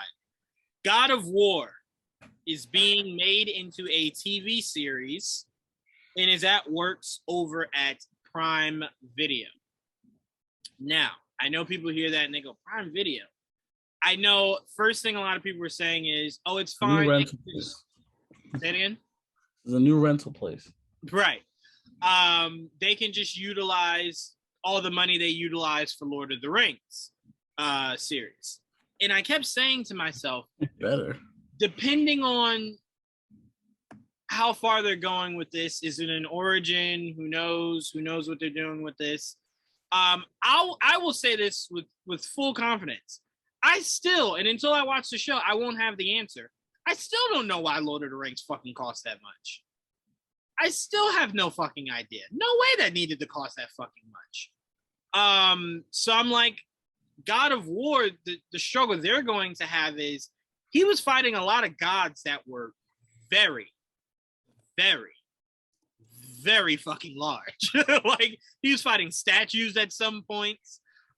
So it's like, all right, how advantageous do you want to get with this? Is what will be the question. Because again, you don't have to do that. I mean, you were telling me how in Uncharted, and as I was watching it, they were fighting like weird statue monsters and shit. They fought monsters, but that was like, right. Again, at the end of the game. No, right. But I'm saying, who knows if they ever do that? So I'm like, with God of War, there's plenty of things they can do. Will they do it? I don't know.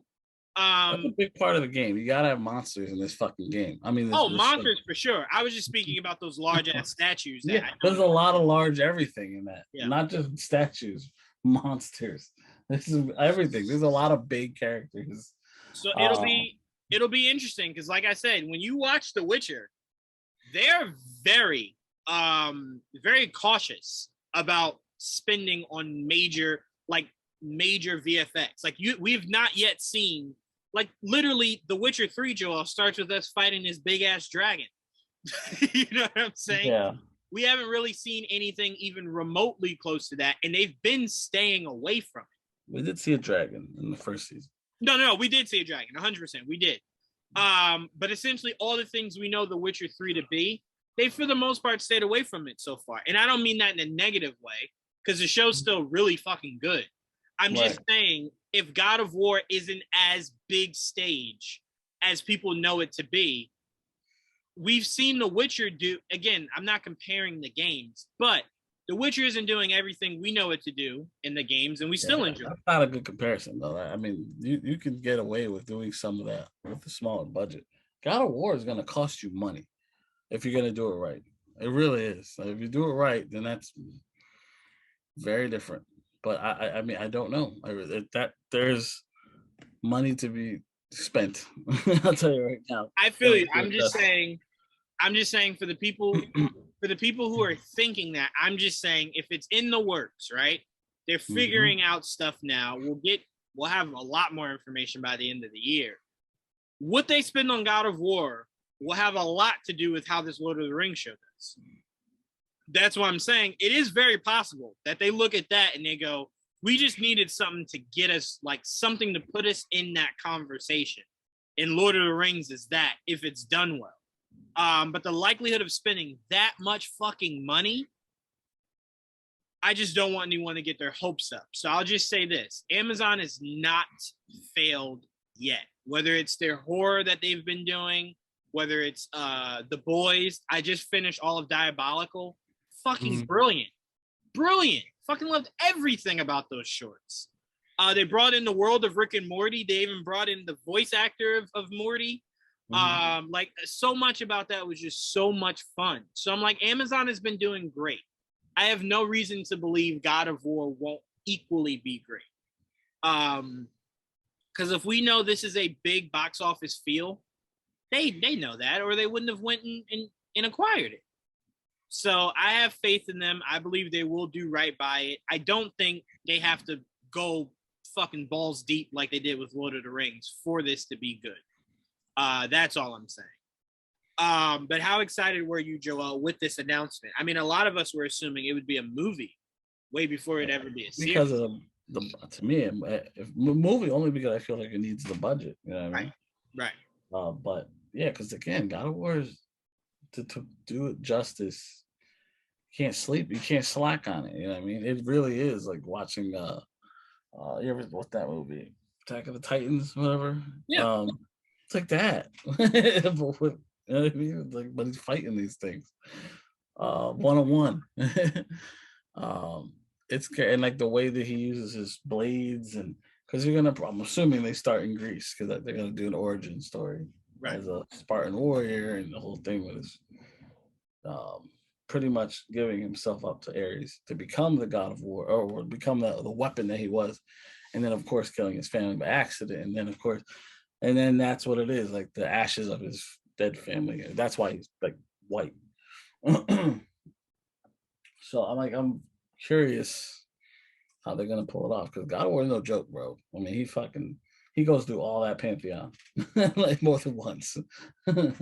It's cool. It's those games are fucking great, and especially the new ones that take place in the what is it, the can't think Norse of mythology.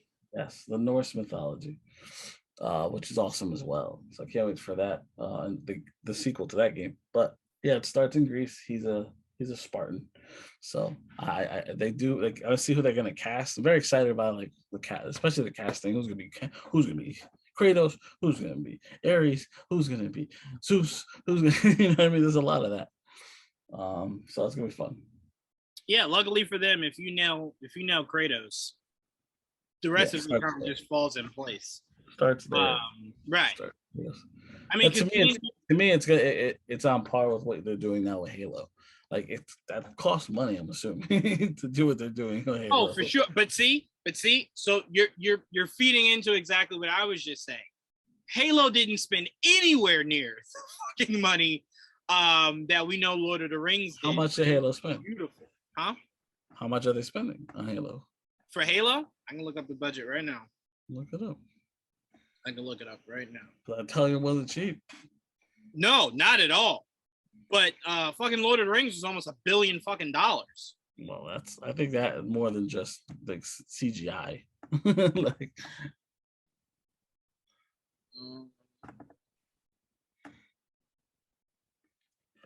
let's see what their budget was.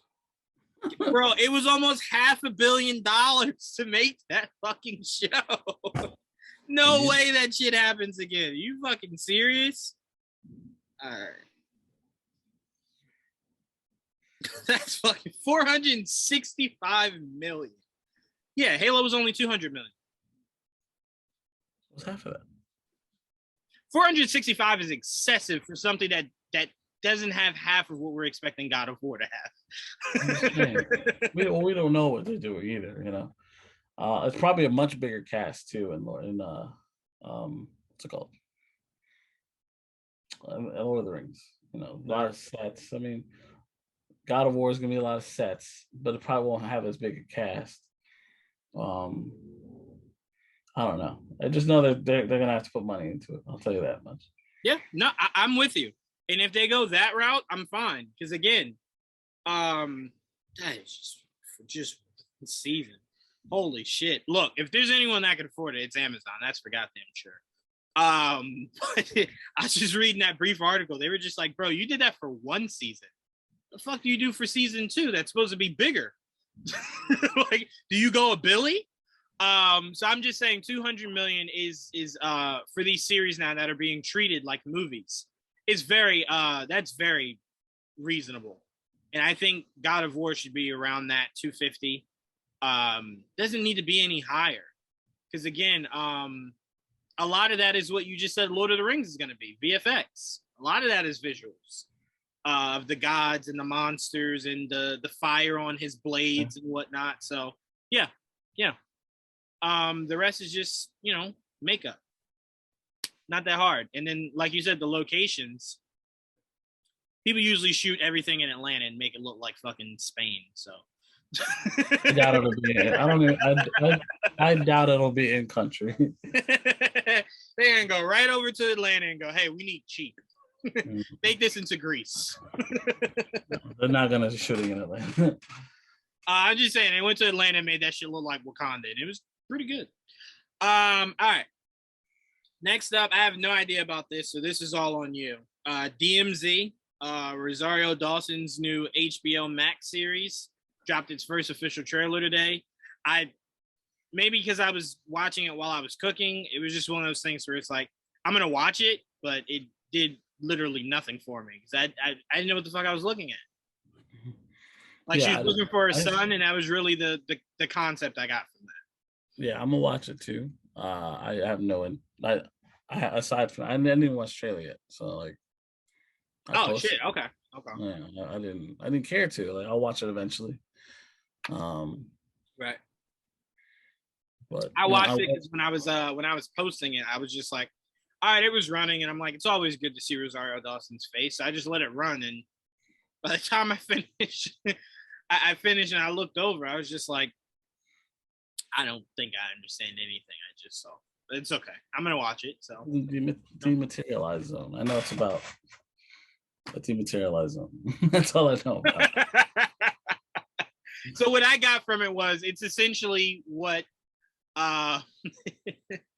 is essentially what my favorite Carl Urban movie was doing, but instead of just in one little confined area of like an apartment complex kind of thing, it's more broad into like the city is more so just like that.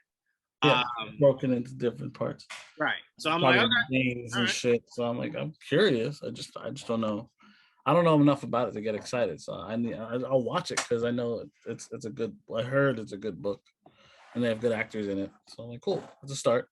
They definitely have good actors. I can't lie on that. Next up, because they thought when we wanted Walking Dead to end, they thought, well, you didn't mean you wanted everything of Walking Dead to end. So we're gonna give you 5 fucking spinoffs with a movie still to TBD. So we got a we got a Maggie and Negan Isle of the Dead. Isle of the Dead. It's funny. I mean, to me it was a spoiler because I'm still in the middle of season 10. Mm-hmm. So I'm like, I didn't even know they liked each other at this point. See, I didn't even. Let me apologize. I didn't know that's what they were queuing up. I thought they were just saying those two they're like stuck together, not stuck like physically, but they're on this. They're stuck somewhere together, and the only way but either way, the only reason they're together is because they were probably together in the first place. Means they're at least friendly. Not saying that they're like a relationship. I'm saying they're casual, like because that man killed her husband. So I doubt it's gonna be anything more than consensual. Like I was just about to say, as somebody who the last episode I saw of Walking Dead was when her husband died, I would very much need to catch myself up to understand how the fuck that's even happening. I mean, a lot of time has passed since then. A lot, like. No, I just mean when I watch it, I'll find out when the forgiveness was or the acceptance. Well, I'll tell you right now, where I'm at, it still hasn't happened yet. That's funny. So yeah. So again, I don't understand why these are still happening, but look, I guess they're making good ratings. I tried to do Fear of the Walking Dead. It's when I got up to date that it got really fucking boring. So I couldn't continue. I couldn't. The fact that there's 5 now is just excessive. There's the one, which is going to be done soon. Fear the Walking Dead, I believe, is still going. I could be wrong. No, it's still going. So Fear the Walking Dead's the second one. The World Beyond, which is on its final season already. 3 seasons done. The fourth one they're talking about is the one that they're going to do, I guess, with Daryl and whatever her name is. Can't remember her name. I don't know any of these characters. Oh wait, the old Carol, yeah. So Carol and Daryl are gonna have a show, and so I guess now there's another show. I don't even have a name to have a show. I don't think so. And I guess now Negan and Maggie are gonna have a show. Well, Maggie literally just came back where I'm at. Yeah, remember she had that contract dispute. Yeah, she was gone. She left the show now and came back. So right now I'm on the episode where she came back. I was like, oh shit, Maggie. So yeah, I just started watching that show again. So yeah, I'm into actually I'll get to that in a second. But yeah, I hope it's good. I really do, because that's gonna become the gift that keeps on giving. My problem with that, the reason I quit watching Walking Dead, because didn't feel like there was an end in sight. I'm like, I'm done. If there's no because it's already 11 seasons, I'm like, this come on, stop. But yeah, this for the 11th season, the final season. So I'm like, I got this far. Fuck it. Yeah. See, that's why I appreciate that I gave myself the luxury of I didn't get that far. So it's like I got room to either not care or catch up. We'll see how it goes. I think the biggest reason why I started Fear of the Walking Dead is because I love Morgan. Morgan was one of my favorite characters. Well, So I left before Morgan joined. Yeah. Yeah, when I found out he was gonna be in it, I'm like, let me binge this and catch up so I could see it. And then it was just like, this is getting really uninteresting. So no. But all right. Oh no. There's another series. There's a series with the lady from Fear of the Walking Dead. That was the mom. She lost her son. That was the drug addict. She's doing a series. I know they're doing an anthology series, but that hasn't started yet. Yeah, her name was attached to one of these. Obviously, she's the same character. That was another one. So it might not be 5, but there's definitely 3 or 4. That's for goddamn sure. Well, there's most definitely 3 because I just told you the 3 of them. Right, but you said one of them are ending. Yeah, well, World Beyond, but it hasn't ended yet. It's going to end. Okay. Gotham Knights has casted Fallon Smythe and Tyler DeChira. Come on, Juwaan. What do you want from me? People couldn't say Juwaan. It sounds simple, but they can't. Names are hard. That does not mean you should be bad at it. Yes, it explains that people are bad at names. Bad at names. Is Harper and bro? We like 6 of us called you Joel for forever. Like this isn't new. I'm not good with names. What are we talking ignorance. About? That's what that is. Look, we didn't know when we found out. Okay, and we still said it a little bit more, but we got there. Anyway, they've been casted as Harper and Cullen Rowe for the Gotham Knight series. Again, all right. Not much stock I put in this show until I see the trailer. Because when I hear Gotham Knights, I keep thinking to myself, I don't have the game in my hand. Fix that, and then I can worry about this. Yeah, I've decided to take a different mindset on that. It's true. It's all about how you take it, because you can either just hate it from the beginning and not give it a chance, or you can be open-minded. You know what I mean? No, I am open-minded. That's what I'm saying. I'm waiting for the trailer. I don't hate it. I'm just waiting for the trailer. Yeah, but I'm saying I'm already intrigued by it without seeing a trailer. Trailer helps. No. But I'm like, just by the idea, the concept of what I've heard, I'm like, all right, well, at least I'm intrigued. You know what I mean? Like, all right, well, what do you got? Trailer could turn me off. You know what I mean? At least by word of mouth, I see what they're trying to do. Now let's see what they actually do. You know what I mean? Again, it's on the CW, right? Of course. Yeah, I need that. Does that sound like anything other than a CW show at this point? Yeah, I need that trailer. Yeah, I for sure need that shit. Again, not a bad word will be said about this show, but I for sure need that trailer. 100%. It's weird. Didn't they say Dick Grayson's supposed to be in this show? That's the theory. But again, nothing's official yet. They're saying adopted son, so it could be Dick Grayson, but it also could be Nanny Robin. You know what I mean? That's fair. But if you think about it, the original adopted son is Dick Grayson, so we assume it's Dick Grayson. Who knows? We just assume we're about to get a whole lot of dick coming up. A whole lot of dick is going to be. We're lucky. Fingers crossed, we get nothing but dick coming in the next few years.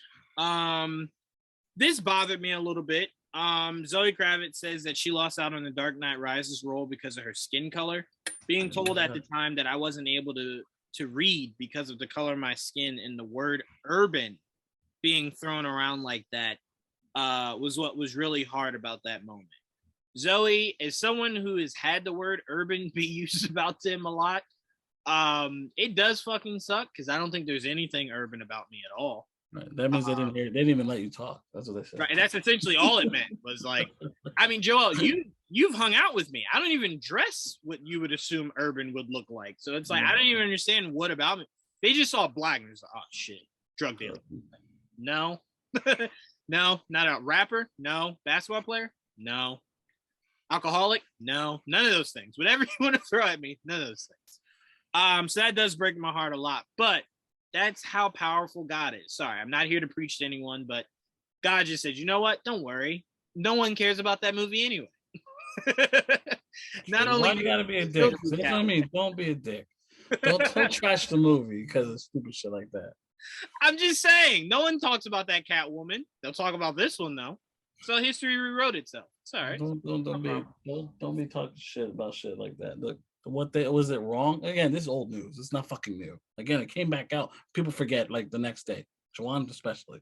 So I never knew this. I never heard this before. Again, this is old news at this point. I never heard this. Yeah, and literally, it made news. It came out, and people talked about it just a couple months ago, and it's gonna probably happen again next year. We didn't even talk about it because of what? Because you didn't know about it, probably. No, but I'm saying like I didn't see it anywhere. I didn't post it anywhere. I definitely did. I didn't see it anywhere. When she got casted, that's what came out. Oh, then we're talking a few years. We're talking years ago. But it's old news. Exactly. That's how old it is. I get you, but I thought you were saying it was a few months ago. I'm like, I would have easily remembered that. A few years ago. Sure, No, I could have talked you would about not easily remember shit. A few months ago? Yeah. I don't trust your memory for nothing. A few months ago, yes. A few years ago? I've had weeks between our conversations where you forget. I would have remembered. Got it. But yeah. Point is, it sucks that happened, period.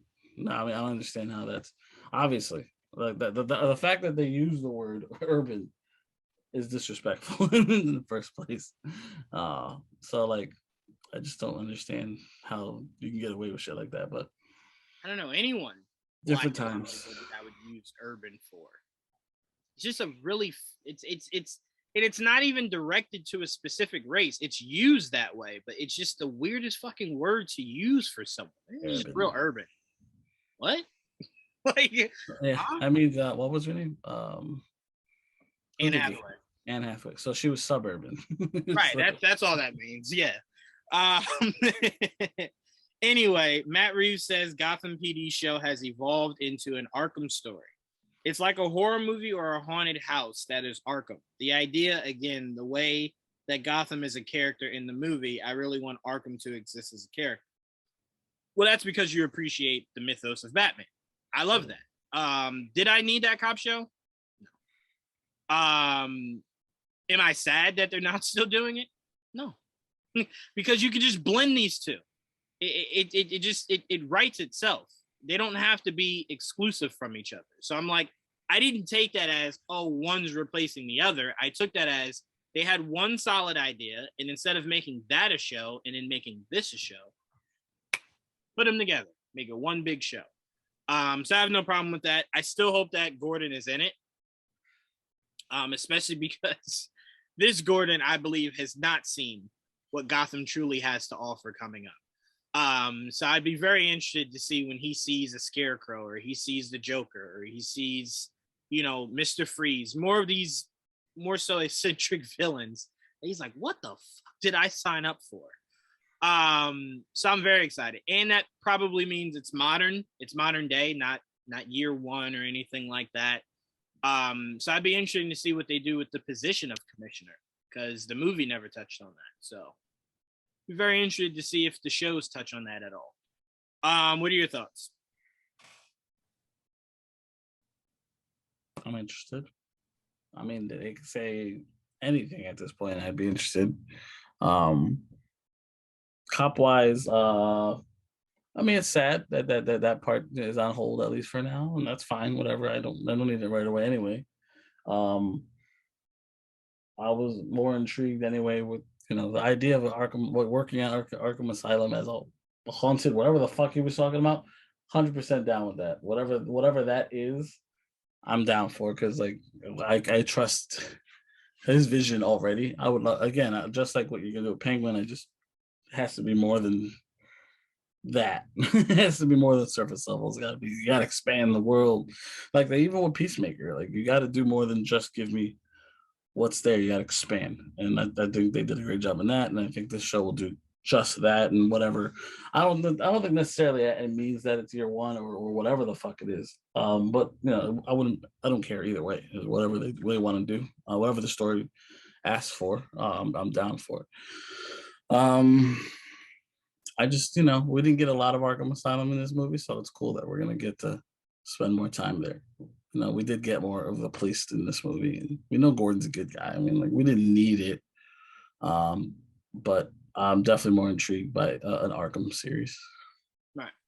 And again, I kind of feel like it also helps itself just set a difference from what you call it, because you're digging deeper into the mythology of that world, and how that Arkham Asylum is in itself.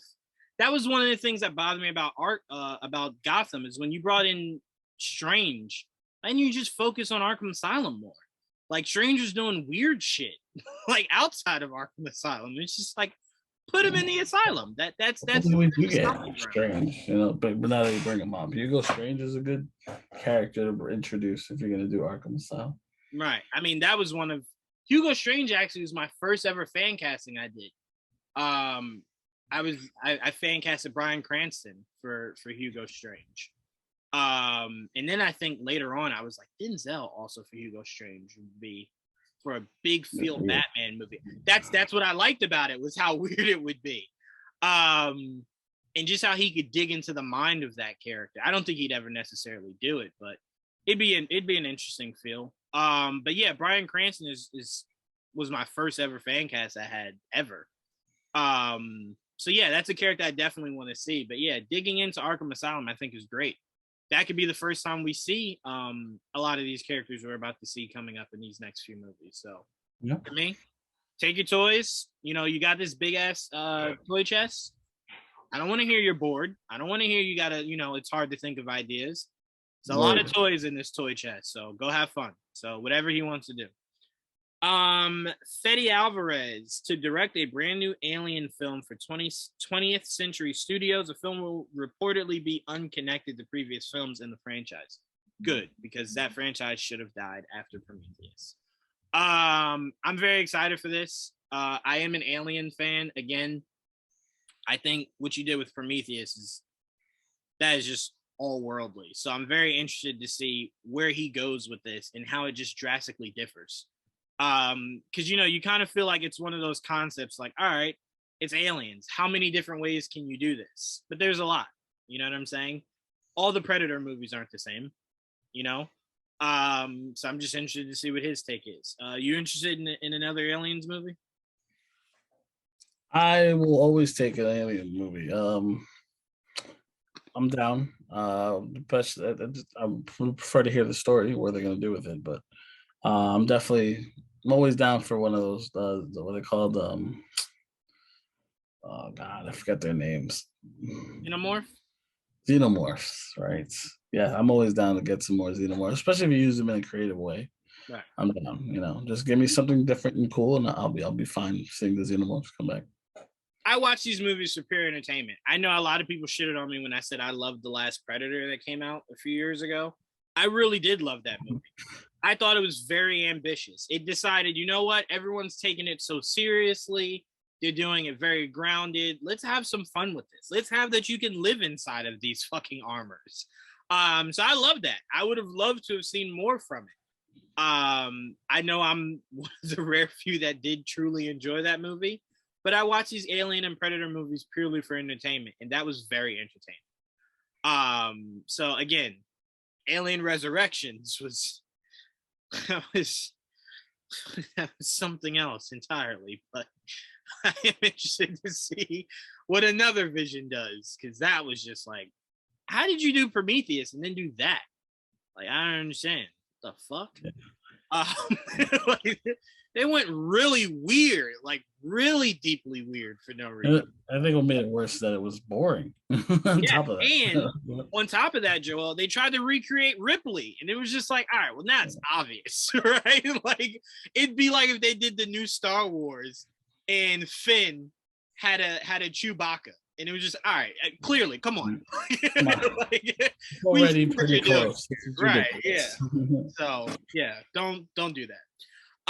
This shocked me to my core, because I always wanted them to do one, but I had always said to myself, there's no way they're going to, because I saw both the endings, and the one ending where he died was so much more satisfying than the one he survived. And that is Will Smith and Michael B. Jordan will star in the next chapter of I Am Legend franchise. Akiva Goldsman will return to write the script. I Am Legend, to me, Joel, and again, we don't know anything about it, so this has nothing to do with the sequel. But I always look at I Am Legend the same way I look at Smoking Aces. There's just no way to top that. It was one of those masterpieces where it's like, that's it. Don't touch anything else. Like, don't touch it. You did great. You did awesome. A movie that not a lot of people thought would be good, and I thought it was great. How do you feel about Michael B. Jordan and Will Smith teaming up for a I Am Legend sequel? Intrigued, 100% intrigued. Also, don't know how much I care after all these years, but I'm Right. willing to be sway me, and I'll go. It's very simple. I mean, you start off pretty good when you tell me you're putting Michael B. Jordan and Will Smith on the same screen together. It's like, yeah, that's all right. yeah. I'm pretty much sold there, but in that world, I'm intrigued, so I'm down to. Oh, what the? You saw that pass, didn't you? Yeah. I will say, Joel, this news is like eating over someone's house that you've never eaten over before. And you're like, damn, this food smells good. And they're like, see, I told you I could cook. No. That doesn't mean it tastes good. it just means it smells good. I still have not yet to put it in my mouth. So I don't know if it tastes good. I'm intrigued at the very least. You know what I mean? Right. Right. All right. Alessandro Nivola. Sounds right. Has been cast as a villain in Marvel's Kraven the Hunter movie. Now, where this intrigues me is, I don't know who could be a villain in a Kraven movie. So I'm like, as much as I love the actor, I'm not putting much stock in this till I see it. Because I'm like, I love the actor, but I have no idea who could be a villain in this Kraven movie. So I'm like, kind of whatever you give me is good, I guess. I mean, I've not yeah, I don't know either. I have no idea who's gonna be. But if I had to take a guess, they had a family dynamic in that in his past between his father and his brothers. So maybe it's one of his brothers that's a bad guy, and who knows? Because I know him and Chameleon have issues at the end. They're stepbrothers. Right. So who knows? You know, it could be something like that. Yeah, there's ways to go. But again, I know a lot of people maybe aren't, but I am really excited for it. Like I said, I enjoyed Venom. I enjoyed Venom 2. Are they the greatest movies ever? No. Are they the worst superhero movies ever? No. No. So I'm like, I enjoyed those. So I have no reason to believe I won't enjoy this. And I'll tell you this. Here's why I think I'll enjoy this Kraven movie more than I did those Venom movies. There's no expectations, right? Because our biggest thing with Venom was it's existing without Spider-Man. Why? Mm-hmm. Kraven doesn't have that problem. You know, like there's nothing like, oh my God, you don't have this character in it. No. Right. So it's very much like, I don't have anything like, bro, you didn't put that in there. Venom was the hardest sell because Venom was like, you don't think Venom without Spider-Man. So it's like, right. Now, like Kraven is one of his major villains, but he you know what I mean? It's not like he can definitely probably stand alone in certain levels, right? Yeah. Morbius especially can definitely handle it and do his own thing. Right. Don't need Spider-Man involved in his world all the time. Mainly Morbius, and I'm glad you said that, Joel, because a lot of people that aren't familiar with Morbius maybe don't know this. But Morbius never wanted to be a bad guy. So it's very easy to do that character without Spider-Man. Now, could you make an argument, do we need it? No, of course not. But the character can stand on its own because it does not want to be a villain. So it's very easy to do that character. Now, Kraven is just a hunter. I know a lot of people just assume he's a bad guy. He's just a hunter. He wants a great hunt. Whatever that may be. So he's not, to me, necessarily a bad guy either. Yeah. Anybody that grew up watching the 90s cartoon, and I think we talked about this a couple weeks ago, like all three of those characters were good guys at one point during that cartoon. Right. Well, Venom definitely when they were fighting Carnage, for sure. Yes, especially when they were fighting Carnage. Right, for sure. They all started out as anyone's gonna kill Spider-Man. It's gonna be me. So it's like all right, if I have to team with Spider-Man to kill you, so then I can kill Spider-Man. Yeah. No problem. So yeah, I just wanted to say that because I think a lot of people are just under the concept of, because these characters have moonlighted as a villain, that they are villains. They're like, it's not as out of the ordinary as making a Joker standalone with no Batman. It's not like that. That's fucking weird, but they did it. No, but I'm saying that's way more weird than doing a Craven or a Morbius movie, mainly because you did this Joker movie when Bruce was 10. So it's like, how old will your Joker be when he's old enough to be Batman? I don't understand. So yeah, a lot of that was just like, it's weird. It's very weird. Because you could have done that movie from the Joker's point of view, where Batman, it's made to seem like Batman's the villain of the movie, but at least there's still a Batman there. Even if he's just used as shadows and whatnot.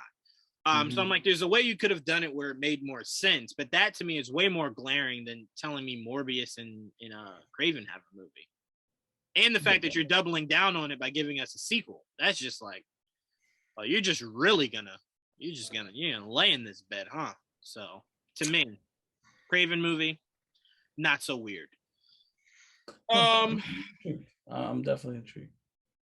20th Century Studios president Steve Asbell assures fans that Avatar 2 will release this year and says it's going to blow people away. How convinced are you that you'll be blown away, Joel? Not very convinced, but I mean, I mean, I did like the original movie. I did. It's been so long now. Like I don't know how much I care. So they got to make me care again. Then we'll talk. Yeah, I blow me away. It's that's setting a huge bar because I wasn't that accepting of the first movie. I still to this day feel like it was just blue Pocahontas. So for you to blow me away, the story just has to be fucking phenomenal. You have to, because you won't have 3D to rely on anymore. So 3D, and I still like it.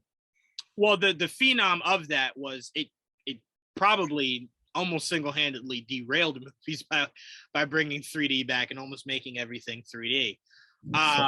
Hated 3D. I'm so happy I'm dead. It was one of the worst times ever because it was just like a Nicolas Cage movie came out with Amber Heard in 3D, and I'm just like, wait, why? Like, it's just an action movie. I don't need a tire flying at my face. Sometimes that was the only way to watch it. Like opening day. Yes. Like this if sucks, you didn't have the glasses on, the screen was like altered. Yeah. It would hurt your eyes. This is the worst. I fucking hated 3D. And I know there are fans out there of 3D. I don't understand it, but God bless you. To me, 3D will only be acceptable in theme parks.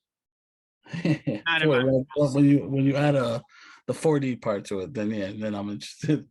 I'm like, in a movie, it's just weird. Like, I couldn't have imagined watching The Batman with you in 3D. Like, I didn't want to. Like, why do I ever need to see her whip coming to my face? Like, I don't understand what's. And again, we're not making fun of anybody that enjoys it. I just don't understand the hype of it. Is all I'm saying. The best movie I saw in 3D was Judge Dredd. Was Dredd. That movie was pretty good. I didn't even watch that in 3D. No, I didn't watch that in 3D either. Again, I didn't have a choice at the time. It was just 3D or nothing. So I was like, fuck it. I think, you know what? If that's what it was, then I definitely, of course, didn't see that in theaters. I must have saw it when it came out on DVD then. Because I can tell you right now, there's no way me and my dad went to go see shit in 3D. Yeah, I'll say it was the best movie I saw in 3D. It was impressive. I was like, well, this was good. This I will take. Yeah. Wes Ball's Planet of the Apes film is expected to start filming late summer or early fall. A draft of the film is expected to be turned in soon. Joel, is it too soon for another Planet of the Apes movie? For me, yes, because I love those trilogy. I love that trilogy, but I mean, where else can you go? I mean, I'm good. Like, I don't know where else can you go.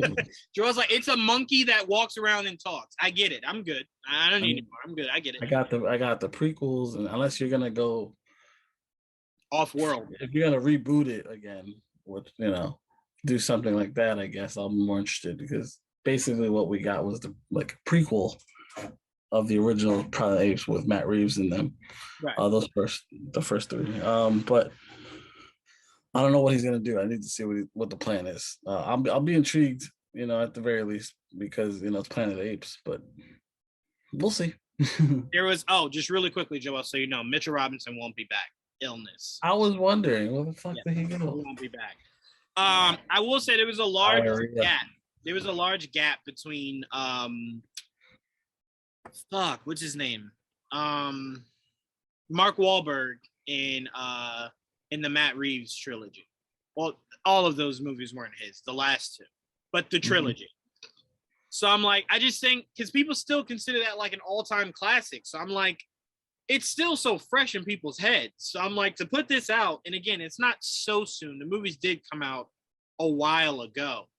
But I think just to give it a little bit more of a breathing room would be cool. But again, look, if you come out and blow us, because I swear to you, Joel, I said, bro, all I have for Planet of the Apes is fucking Mark Wahlberg's version in the old school ones. I'll never fucking watch Planet of the Apes. And then that trilogy came around and I was like, God damn, this is good.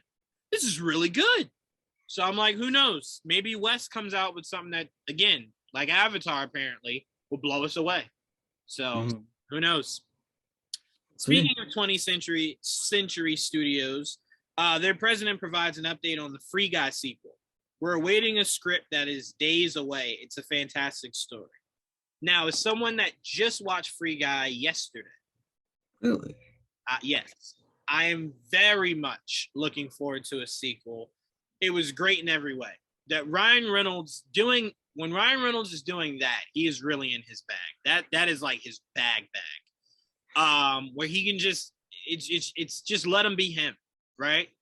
Mm-hmm. Essentially, that movie felt like it never really had a script. It was just Ryan Reynolds just giving us all of his glory. So I loved every second about it. I loved how much Disney was just like, yes, sure, do it. I was very impressed by that. So I'm just very curious to see how do you take it up a notch in that world. So I'm looking forward to it. Are you looking forward to the sequel?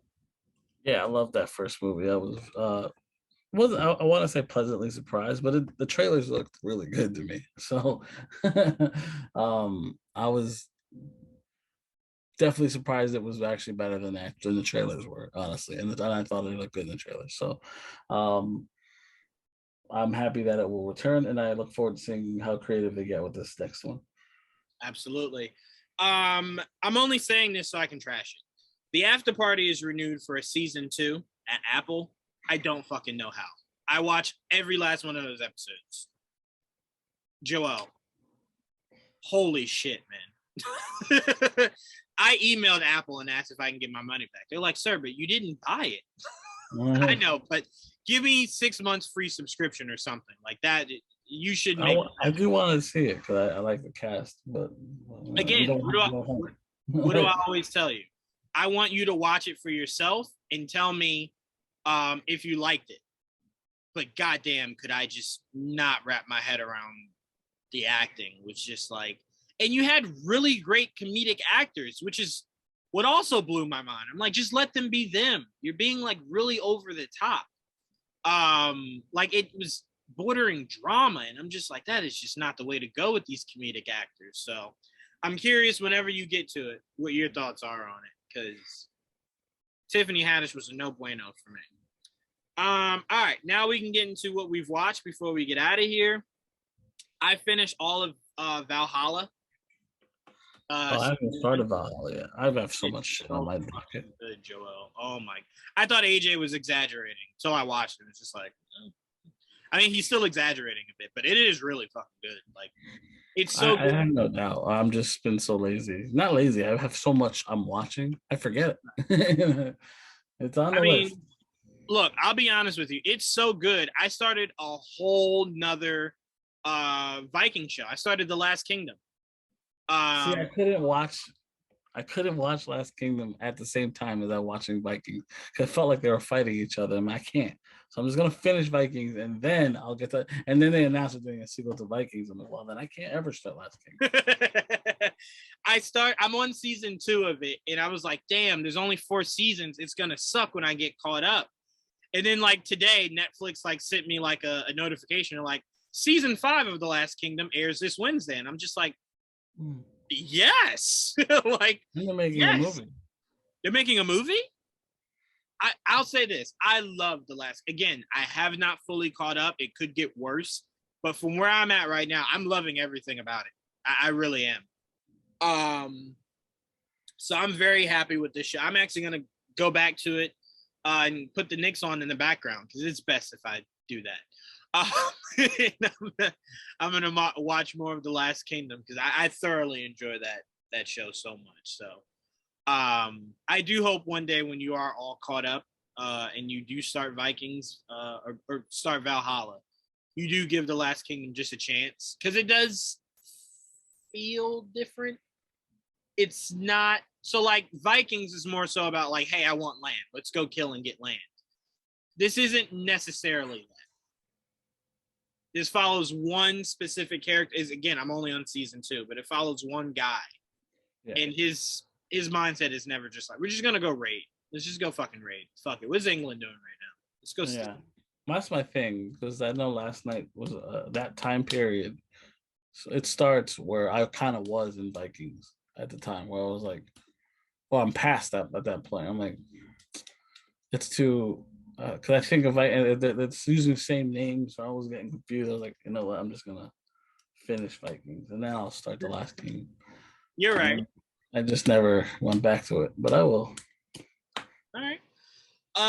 So you did like Oh, you said you didn't start Oh no, you finished Diabolical. I'm in the middle of it. I take again. I don't binge anymore, so I watch. I'm like on the 5th episode or some shit. Can I be honest with you? I didn't think it was all at once. I just hit the first episode and I thought it was gonna be weekly. It wasn't until it said, all right, you want to play episode 2? I'm like, okay. Episode 2 finished. You want to play episode 3? I said, okay. And then 4 played. I said, it's the full thing. Yeah, just let it run because they're not long at all. So I'm like, fuck it, just let it run. Fast. And only 8 episodes. So I was like, whatever. Right. Yeah. As it kept going, I'm like, I'm not gonna stop you. Yeah, if you want to keep going, you can keep going. You know, I have other shit I want to watch. Like I finally finished Vox Machina. I finished fucking Supernatural today. Like it took me 2 years, but I finished it. Just in time for the prequel. Yeah, just in time for the prequel. I finished We're All Dead, I think it's called, the Korean. AJ swears by that show. Good. It's really good. It's just long, man, because they're like hour-long episodes and there's 12 episodes. So imagine. Oh, Jesus. Fucking long. It's in my list, so I will get to that. It's good. It's just long, but I liked it. And I caught up on that. I started 2 Sentence Horror Stories. Apparently it's a CW show. And I've been watching it on Netflix. It's called 2 Sentence Horror Stories. So I'm like, oh, interesting. They're like short horror shorts, you know. Okay. I like it. Pretty good. I've been watching Snowfall. I'm like 1 episode behind now. Bro, you have no idea how proud you're making me saying that shit, Joel. Yeah, I'm on last week's episode. That's it. So how does that show? I don't want to say how does that show make you feel, but like, how are you liking the show? Is what I'll ask. Very good show. Very, very good show. Very gripping writing, right? Like it. Like I'll always say, because it's how I felt. Obviously, I've never been to the hood. I've never been to the projects. I've never been around any of that. But I remember when I first listened to Kendrick's first studio album, I was just like, fuck, I feel like I know what it's like to, to be from there. Just listening to him bring you into that world. So when I watched Snowfall, shout out to John who passed away. When you watch Snowfall, you kind of just like, fuck. I feel like I know what it's like in those situations, right? You know what I mean? Because it brings you into that world and shows you they are ruthless. Yeah, I mean, it's a very ruthless business. It's crazy. Like the whole storyline is really good. I love the way they talk. It's so West Coast. Yes, especially when you hear the actor who plays Franklin. You hear him speak outside of Snowfall, and then you hear him speak inside Snowfall, and you're just like, so different. You know what it reminds me of? It's the equivalent of what Colin Farrell does with Penguin. You hear what he sounds like and how deep his Irish roots are, and then you hear him as Penguin as like a New Yorker, and you're like, it's like a seamless transition. Like it doesn't even seem like he's not really nailing it. It seems flawless. What is he, British? No, Irish. He's Irish? Yeah, that because he was talking to the guy on Wings, the Wings show. I'm talking about the guy that plays as Franklin. Oh, I'm so sorry. No, British. Yeah, sorry. I thought you were talking Colin Farrell. I didn't know he was British. That's crazy. Yeah. that would throw me off. Like, holy shit. You're British? Holy fuck. The guy from the BMF show. The dark-skinned dude that plays the crazy dude. It's like when fucking Idris was in The Wire. Like, shit. Yeah. Oh. Like, I always love when he tells a story where he's like, I originally went in for another role and they were just like, yeah, that accent, that ain't gonna work. So no for that one, but we got something else we think maybe you could do. And it was just seamless. It was a seamless transition for him. So much so when Hugh Jackman, another one, when you hear him talk as Wolverine and then hear him talk as Hugh Jackman, you're like, he's Australian? Like, all right, something's not real. Yeah. Like he's like, yeah, what's not real is the movie. It's like, oh shit, I thought maybe you weren't real. I thought you were faking an accent. Christian Bale's another one. Christian Bale is another one. I mean, some of these guys that were new had accents. I'm trying to think of one. Russell Crowe. Russell Crowe I knew. Because I can't remember. The first time I think I saw Russell Crowe was Gladiator, so it was already an accent. But he's, yeah, so it's, that one I knew. Who caught me off guard? Me. That's really catch Joel completely off guard. I mean, it's because you know these actors ahead of time nowadays, especially nowadays. Right. So it's like, unless you're watching a TV show and you don't know, TV shows will catch you off guard. You're used to that one character speaking a certain way, and holy shit, they sound completely different. Like outside of it. And I'm trying to think who is like that. I think the white girl from Ozark. The girl, what's her name? Yes, yeah. She doesn't have an accent. Exactly. Like, that's so awkward. Yeah, she doesn't have it even remotely, like at all. Yeah. Not even close. I was watching her on Jimmy Fallon. It was like, yeah, it's gone. It's not there. It's all like, right. I don't know if you've ever seen True Blood. Yes. Remember Sookie's brother, the white boy. Oh, the white boy. I'm trying to think of. Did he have an accent in the show, or did he have an accent? Yeah, he has a southern accent in the show. Okay. But he's actually Australian. So you're like, whoa, like completely different. Bro, we gotta stop this where they just feel comfortable coming here. Like, this is mine now. It's like, no. You don't get to rule over the pond and over here. You take that over there. You go act over there. You don't come over here. They're just so good. They're so good. They're so goddamn good. You're just especially ones that did this guy, like this guy, Freddie Stroma, who played what's his name? Vigilante. Yep. You're like, he's not. He's British. You're like, no shit. You want to look at him, and you're just like, bro, your speech classes had to be all time great, just all time great. That's the best. Shout out. You're like, whoa. Nice. Shout out to them. That's or fucking Daredevil. Matt Murdock. What's his name? Charlie Cox. And you're like, oh my god, he sounds completely different outside of fucking. Charlie Cox does nail the hell out of that. Charlie Cox is just like, you fucking thought you were wrong. Don't sound like that. All right. Was there anything else you're watching? Oh. There's a lot of stuff I'm watching. I finally finished watching My Wife and Kids. I'm rewatching it because I watched it from the when it got there, and I'm done with that now. Such a fucking funny show. Yeah, such a good. The way it ended, I'm like, oh my god, it ended that way. I didn't know that is how it ended. I was very shocked.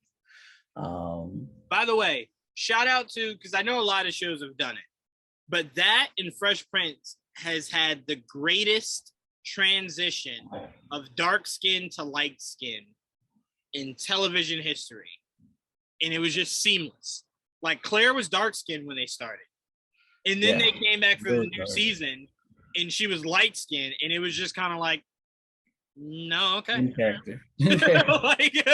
like, all right, yeah, I'll accept it. Sure. You look different today. Right. It was just like, all right, no one else is talking about it. Sure. I mean, look, you do think to yourself logically, he's pretty light, she's pretty light.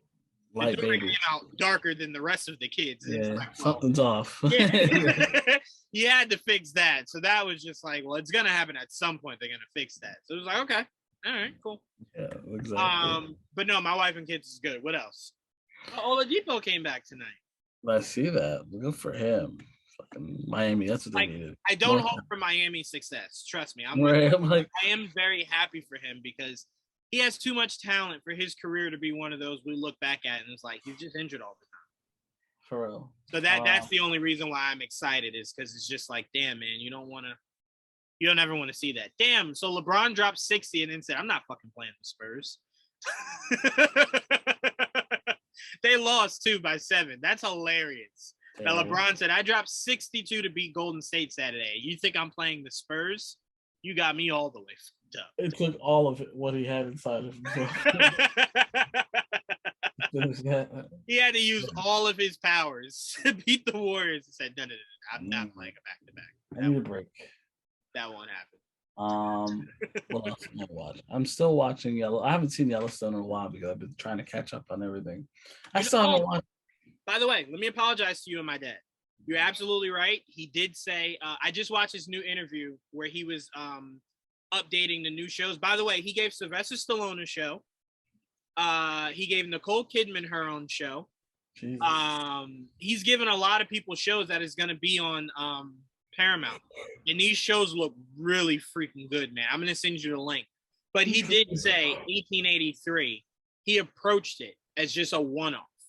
Like he doesn't want to go back to that world because he wants to explore other worlds. So he said that was always meant to just give you a look at what the world looked like before Yellowstone. They're kind of doing that with Walker, I think. Well, not that I care, but they're kind of doing something similar. What? Walker, Texas Rangers doing something. That's what that prequel is.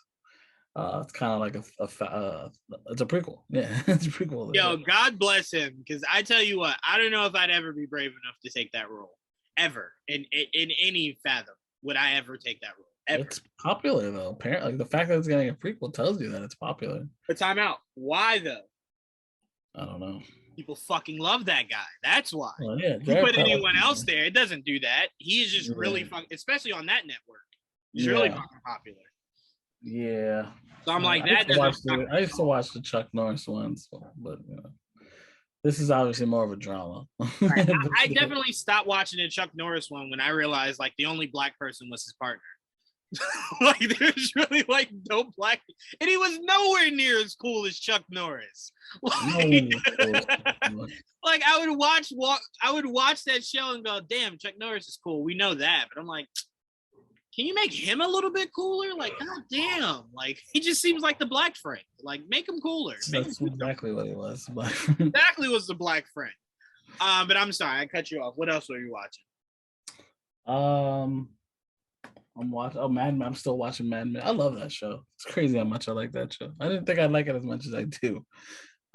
Really good show, Mad Men. So I'm almost done with Mad Men.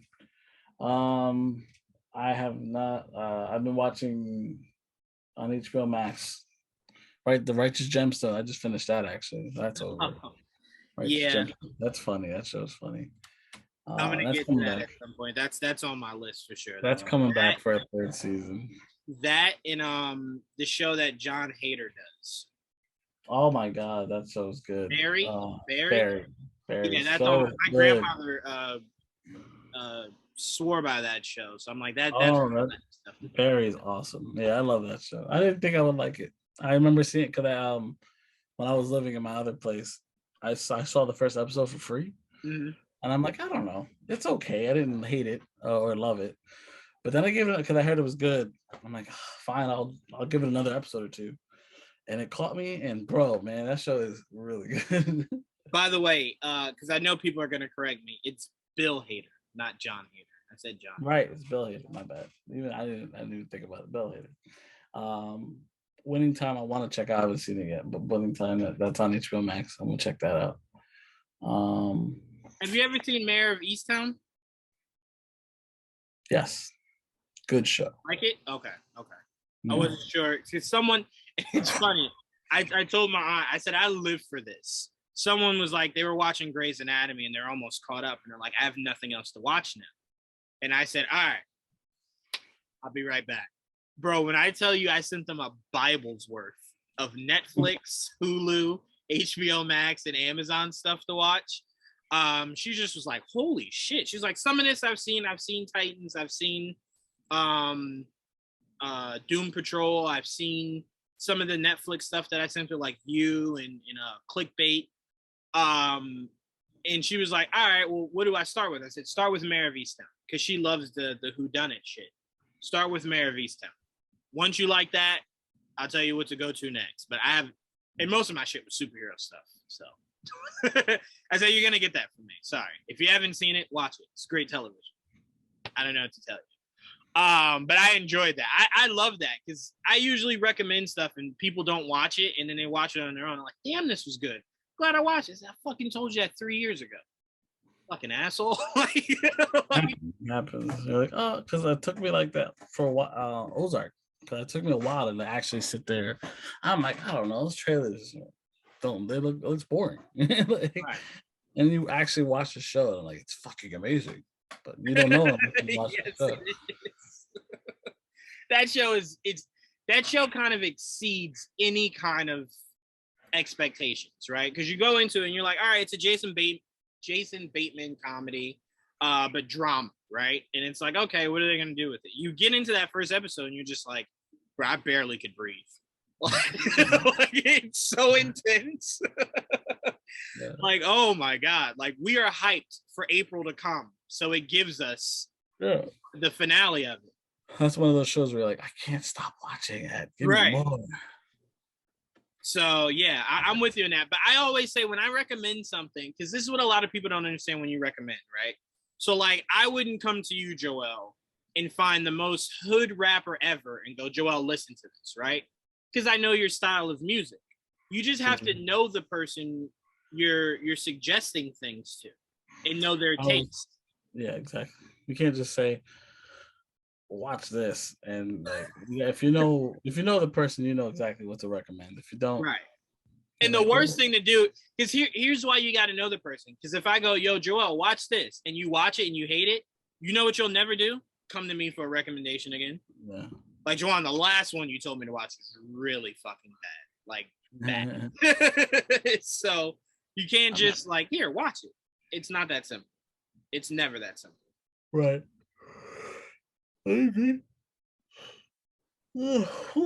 I watch so much shit too, though. Like, there's certain things I like and there's certain things I don't like. Usually, if I don't like something, I won't finish it. There's a good chance I just won't finish the show if I don't like it. I'm done. That's the easiest thing to do, though. Honestly, just like, I gave up on it. Really? Yeah, yeah. And I've gone back to shows I've given up on. Yeah, because sometimes you're kind of like, you'll see the trailer again somewhere, or someone just like, bro, I actually just watched blah blah blah yesterday. It's like, maybe I didn't give it a fair shake. Let me try again. Because some shows are 4 episodes deep before like it really kind of grabs you. Yeah, I did that with Peaky Blinders. Like, I saw 3 episodes. I was like, I can't get into this shit. Like, I tried. I don't know. Can't do it. It's a lot of talking. That's why. It is a lot of talking. And then I'm like, I keep hearing good things. And the trailers look interesting. And I'll give it another chance. And I watched it again. And it captured me. Like, yeah, this show's good. I love that. That to me is what makes a great show. It's something that isn't necessarily a hit to start, but it's one of those that I feel compelled to come back to. Mm-hmm. And then when I do, I'm like, fuck, I fell in love with this show. I have a list. I have a giant list I keep track of all the TV shows I watch. and shows I want to watch. All shows are starting and not starting, and me and April have like. Like, all right, line it up here. Like, but I do love that streaming services do that to where like you can see what you've watched already. So it's not one of those. Did I watch this? It's like no. I can mostly remember if I watched something or not, unless it's that forgettable. Because then if it's that forgettable, was it worth it? But no, because you know what happens, because like especially on Netflix, it could be something you've seen before, but not on Netflix, right? So you saw it before, but then Netflix shows a trailer, and you're like, "Oh, this looks fucking good." And you're like, "Wait a minute, seen this. I've seen this before." Like I've seen this, didn't I? So that's kind of what I love. Also, is those that you kind of you rediscover. That was really fucking good. Because those kind of catch you by surprise. So I mean, sometimes, like I said, watching shows and having a lot to watch is always great. Because it's never those moments you're like, fuck, I'm bored. Like, it's never what's on TV ever. Because that's why it's good that you have a list. Because it's like, all right, I can go to this. I know I need to watch this, and that. I know. That's why I'm so behind on my anime, because I'm watching actual shit. Right. But I'm telling you, there's gonna come a point. Like, look, none of us ever want 2020 again, ever. But what did kind of help 2020 along, outside of all the negative stuff that came with it, was the idea of I have so much shit I can catch up on. Most of that I get video games. I caught up on a lot of video games. Joel's thumbs were worn by 2020. I went through so many games I've been wanting to play. I was like, on a roll. Fun. It was so fun. Like, this is cool. Taking me forever to get through Ghost right now, man. It's so good, but it just takes forever, and I'm watching stuff and life. It's like it's hard to. And every time I go, because it's been so long, every time I go to play it, I gotta like it's the update. So it's like, all right, fine, I'll turn it off and go back to it, and I forget about it. So it keeps delaying everything. 100%. And what doesn't make it any easier is numerous streaming platforms. Like, what makes it even harder for me is I actually still watch regular television shows that are like on air now. So I'm like, to keep up with that, keep up with all the streaming. CW, really. To keep up with all the streaming, it's just like, bro, it's just so much, man. It's just so much. But it's a good complaint, not a like, like we. No, I'm not upset or anything. Right? Yeah, it's a good problem to have. And that on top of movies that I have to watch. So like most movies, you should get unless I go to the movies, they get pushed to the side. Luckily, we have a break this month. Yeah, I mean, this is more so of a streaming month. This is Halo is in a few weeks, and then Moon Knight. Yeah, really. It's April. It's April that's gonna grab us by the balls, and then the first week of May is just like, hey, bitch, I'm here. It's like, shit, you are. Like, and then we get into the swing of the summer, and then that's when it's just like, grabbing me balls won't let go. I did want to talk about this because I almost forgot about this, but Jason Momoa, it is confirmed he will be the big bad of the final Fast and Furious movie. I'm excited about this because I rewatched Fast 9 yesterday, and John Cena is really fucking good in that, by the way. Shit, there was a movie or something I just watched, Joel, that I was gonna tell you how much an actor like really blew me away, but can't fucking remember. But anyway, are you excited for this final Fast movie at all? I don't get excited for Fast movies anymore. I just accept as that they're coming and watch with curiosity. Like, yo, that sounds like being friends with somebody who brings their friend that you're not really cool with, and it's like, yeah, I'm at a point now to where it's like, I don't hate that you bring this person here. I've just accepted that I have to get used to you bringing this person.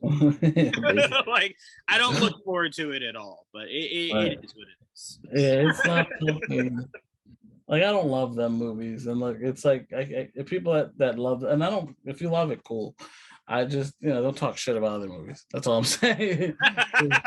Yeah, if you love those movies, I don't think you could tell me what is and what is not cinema. Absolutely. But yeah. I will say I will stand tall on the fact that I think Fast 5 is one of the best action movies ever. because of what it did for that franchise and just what it did for action movies. Like the stakes were high as shit in Fast Five. And even how they got away with it with the stealing the two safes, replacing one with the empty, like it's so much about Fast Five was awesome. The Rock being the Rock essentially is all he was in that movie. I loved everything about it, but I was excited for Fast 9. I won't lie. Seeing John Cena in it, it did look interesting. Charlize Theron, that I would love to marry one day. Bringing her into it is awesome. Jason Statham. So there is stuff about these Fast movies that I do love. But I don't hold them to where some certain people hold those movies. That's for damn sure. I can tell people, you. Yeah, they did the impossible. They took it to space. Like, what else? And I remember we were joking about, like, the whole world was joking about, like, where they're going to go to space next. And the writer literally sat there and was like, yeah. Yes. How did you know? That's exactly where we're going. I'm like, what? I mean, you got to combine this franchise at some point, right? So put it with something else. Like, that'd be fun, you know. I've always said put it with Transformers at this point. If you're not giving me Cybertron, fuck it. Put it with Transformers. Combined. That would be fun. That's a good combination. Just like I always like the idea of 21 Jump Street and Men in Black. I love that idea. And I don't know why people didn't like that. I'm like, how is that not funny? That sounds like a great idea. But it's only a great idea if it's Will Smith, Tommy Lee Jones with Jonah Hill and Channing Tatum. Don't give me the Hemsworth version. I was fine with it. Channing Tatum and what's his name? Jonah Hill. Just them. Like joining the MIB. I think that okay. I'm sorry. I thought when you meant crossover, like legit from the Men in Black world and from Blink, but you just mean bringing 21 Jump Street to Men in Black. Right. Gotcha. Yeah. I think what they were trying to pull off was to do more so of the latter, like bringing the both worlds together. I wouldn't like that. Both of the worlds together. Again, I would have only liked it because Will Smith and Tommy Lee Jones trying to interact with Jonah Hill and Channing Tatum, that's fucking box office. That's hilarious. That's fucking gold. But yeah, I'd be fine with that. Them trying to join to MIB, hilarious. Yeah, I would have loved that. It would have been hysterical. Yeah. So look, make that happen for Joel and give me FastFormers. That's what you give me. Give me FastFormers. Give me FastFormers. No Mark Wahlberg. That needs to be contractual. But no Mark Wahlberg. FastFormers. Robots and family. You can do it. And family. Yeah. You could do it and it could work. You could, and look, the eye candy is there. Fast and Furious. And then you got your Transformers. Robots and family is coughing.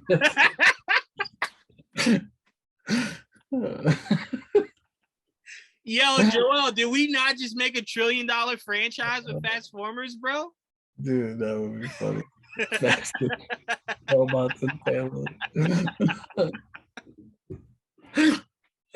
There's a thought of it. We gotta sell that, bro. We're about to get FastFormers coming to a theater near you. I mean, might as well at this point. Yo, if that's ever said, I just want you guys out there to know, if it's ever said, me and Joel said it first. It has not been said anywhere else. If it's said, me and Joel started that fire. We started FastFormers. I mean, I've heard people talk about it, but bro, the tagline is funny.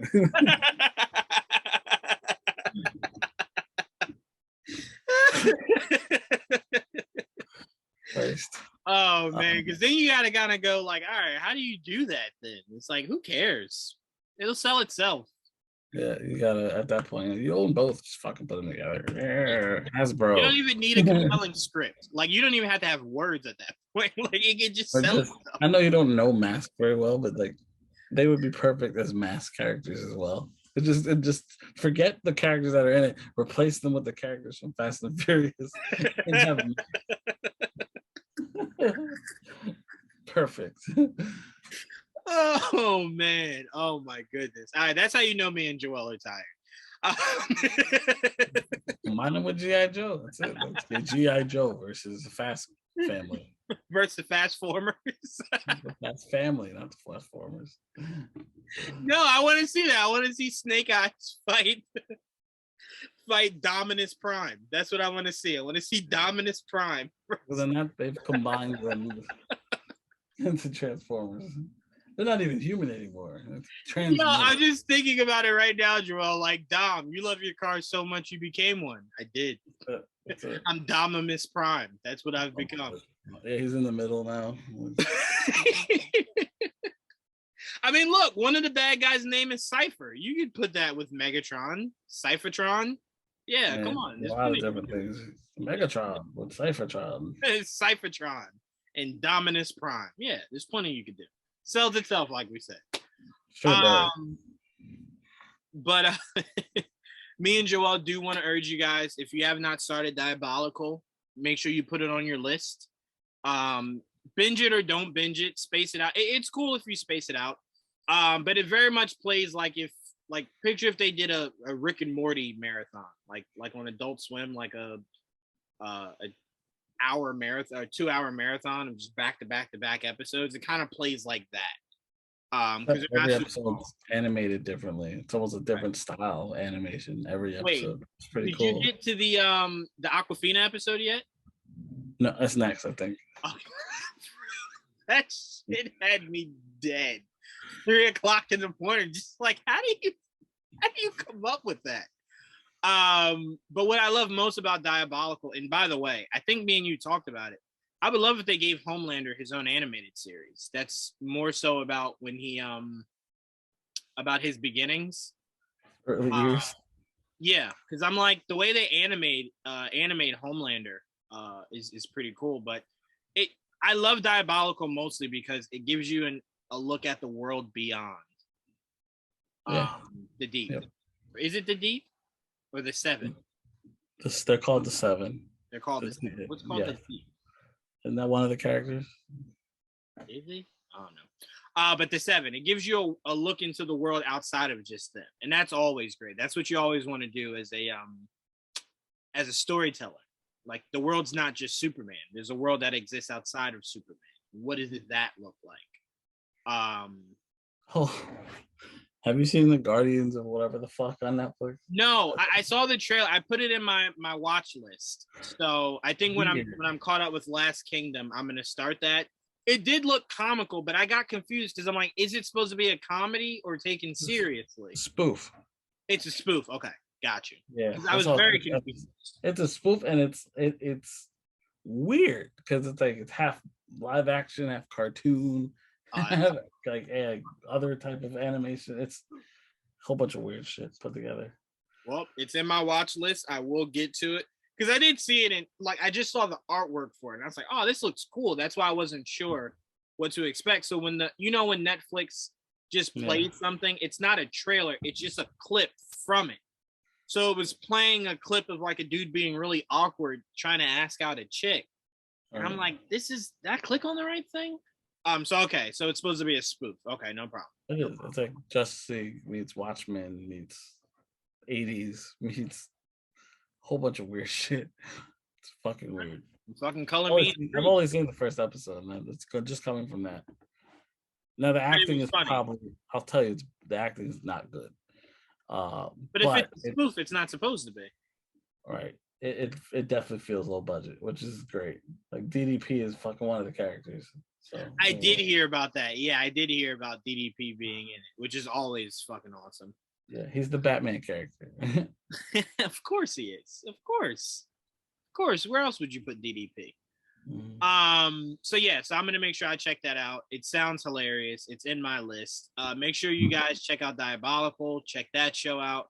And please, if you have not yet seen The Batman, go see The Batman. The Batman. Do not worry about its runtime. Do not worry about anything negative you're hearing. Go see it. Form your own opinion. If it feels long to you, no problem. It is long. But it's not one of those, it feels long. That's all I'm saying. Absolutely. So that there's a difference. There is, of just being long just to be long and feeling long. Avatar I felt was long. at no point was I just like, it's justified that this is this fucking long. Right. But again, I'm biased, so that's what, of course, I'm gonna say. So take that as you want. But anyway, I want to thank Joel for joining me, and stay tuned, guys. Me, Joel, and my dad did talk about doing something Knicks related as a show. So who knows? Maybe if they win this game, it'll incentivize us to want to do It's something. possible, yeah. Hey, man, one thing before we go. Yeah. Definitely got to check out one of these Red Bull games. They look like they're going to be really good. So last two games have been good. So didn't I just hear that the Jets owner is trying to buy a soccer team? It's possible. I mean, a lot of owners doubled it. Yeah, I don't think it was Red Bulls though. All right, I told you. I would have heard that. I told Red Bull owns Red Bull. Right. No, that's what I'm saying. I know it couldn't have been that. But I told you, we made a deal. I would watch them. You would watch baseball. But I'm not watching it till baseball starts. That's not fair. Yes, the point. No, it's not. Yes, it is. Baseball might have never come back. No. I'll tell you this: if baseball is not started by the end of this month, then you don't have. You still have to watch it when it does come back. But I won't make it so I'm not watching soccer past that point. But you will give it to the end of March. Because baseball doesn't usually start to the end of March anyway. No, that's what started this week. No, this would have still been spring training. Doesn't matter. Point is, baseball might not ever come back. Baseball will be back, and you will uphold your end of the bargain. So the end of March, I will watch soccer regardless. Weird time to be asking for whatever, considering baseball is on a strike right now. Well, look, they've made some progress. Who knows? Maybe it does kick into gear. But into March, and I'll watch soccer regardless. That is my oath to you. And I'll do you one better. I'll come over and watch some soccer with you. Good shit. Come watch soccer. Like they play Sunday. They only come on Sunday? No, it's Saturday. No, this week it's Sunday. Oh. You don't mean that like every week it's only the weekends? No, not every week. Okay. It's usually the weekend, but not always. Sometimes it's like a random Thursday or Tuesday or some shit. Okay. But most of the time it's a weekend. Like Saturday, Sunday. All right, we can definitely look for the during the week ones. I can definitely do the during the week ones. We'll do the during the week ones. We'll get something to eat. We'll watch some soccer. That is my oath to you. Oh. But you will watch some monkey flipping baseball, you monkey flipper. All right. Sweet, man. All right, that's all we got for you guys. Like we said, check out the shows that we recommended. We hope you guys enjoyed this episode. Please like, comment, and subscribe. Let us know you guys' thoughts. And stay tuned for an all-new Figure It Out this week. Finally. I feel like we haven't done that in forever. It's been about a week and a half. It for sure has. No, it's been more than that. No, because we did do it the week JD got married. I thought we took off. We did. It's only been a week. We didn't do last week. It's been more than a week. No. We didn't do it last week. That's what I'm saying. So it's been more than a week. Yes, I get what you're saying. So week and a half if we do it this week. So week and a half. Right. Yeah. So I just wanted to give everyone the week to see the Batman because there was no way I could do that episode without talking to Batman. So right. And I know that they probably haven't watched. Some of them probably still haven't watched. Probably, but fuck it. I'll find a reason to talk about it anyway. You know? Yeah. You know? Yes. Yep. We can fight with him another time. Yeah. Oh yeah, no. I've decided through talking with you, it's just not in me anymore. I don't think it's in me anymore. I block or ignore. That's really it. That's where I'm at. Walk away. Yeah, I block or ignore. That's not to anyone personally. It's just if you didn't like it, I just have no need to hear about it. That's it. Like I'm enjoying it. Why would I sit here and want to hear? I respect that. Now that's we don't have to go much further. I don't even feel the need to ask people questions about whether or not they liked it or not. Yeah, I know if you liked it. The people that liked it reach out to me almost immediately. I loved it. Great. The people that didn't, they're waiting for me to ask them what they thought about it, and I have no interest. So no interest. But all right, guys, stay tuned. We got some shows. GV and what'd you say? No, I knew the answer. Oh, Gotcha. All right. GVN Talk will be back this week also, so stay tuned, guys. We got some stuff coming for you, but till then, peace.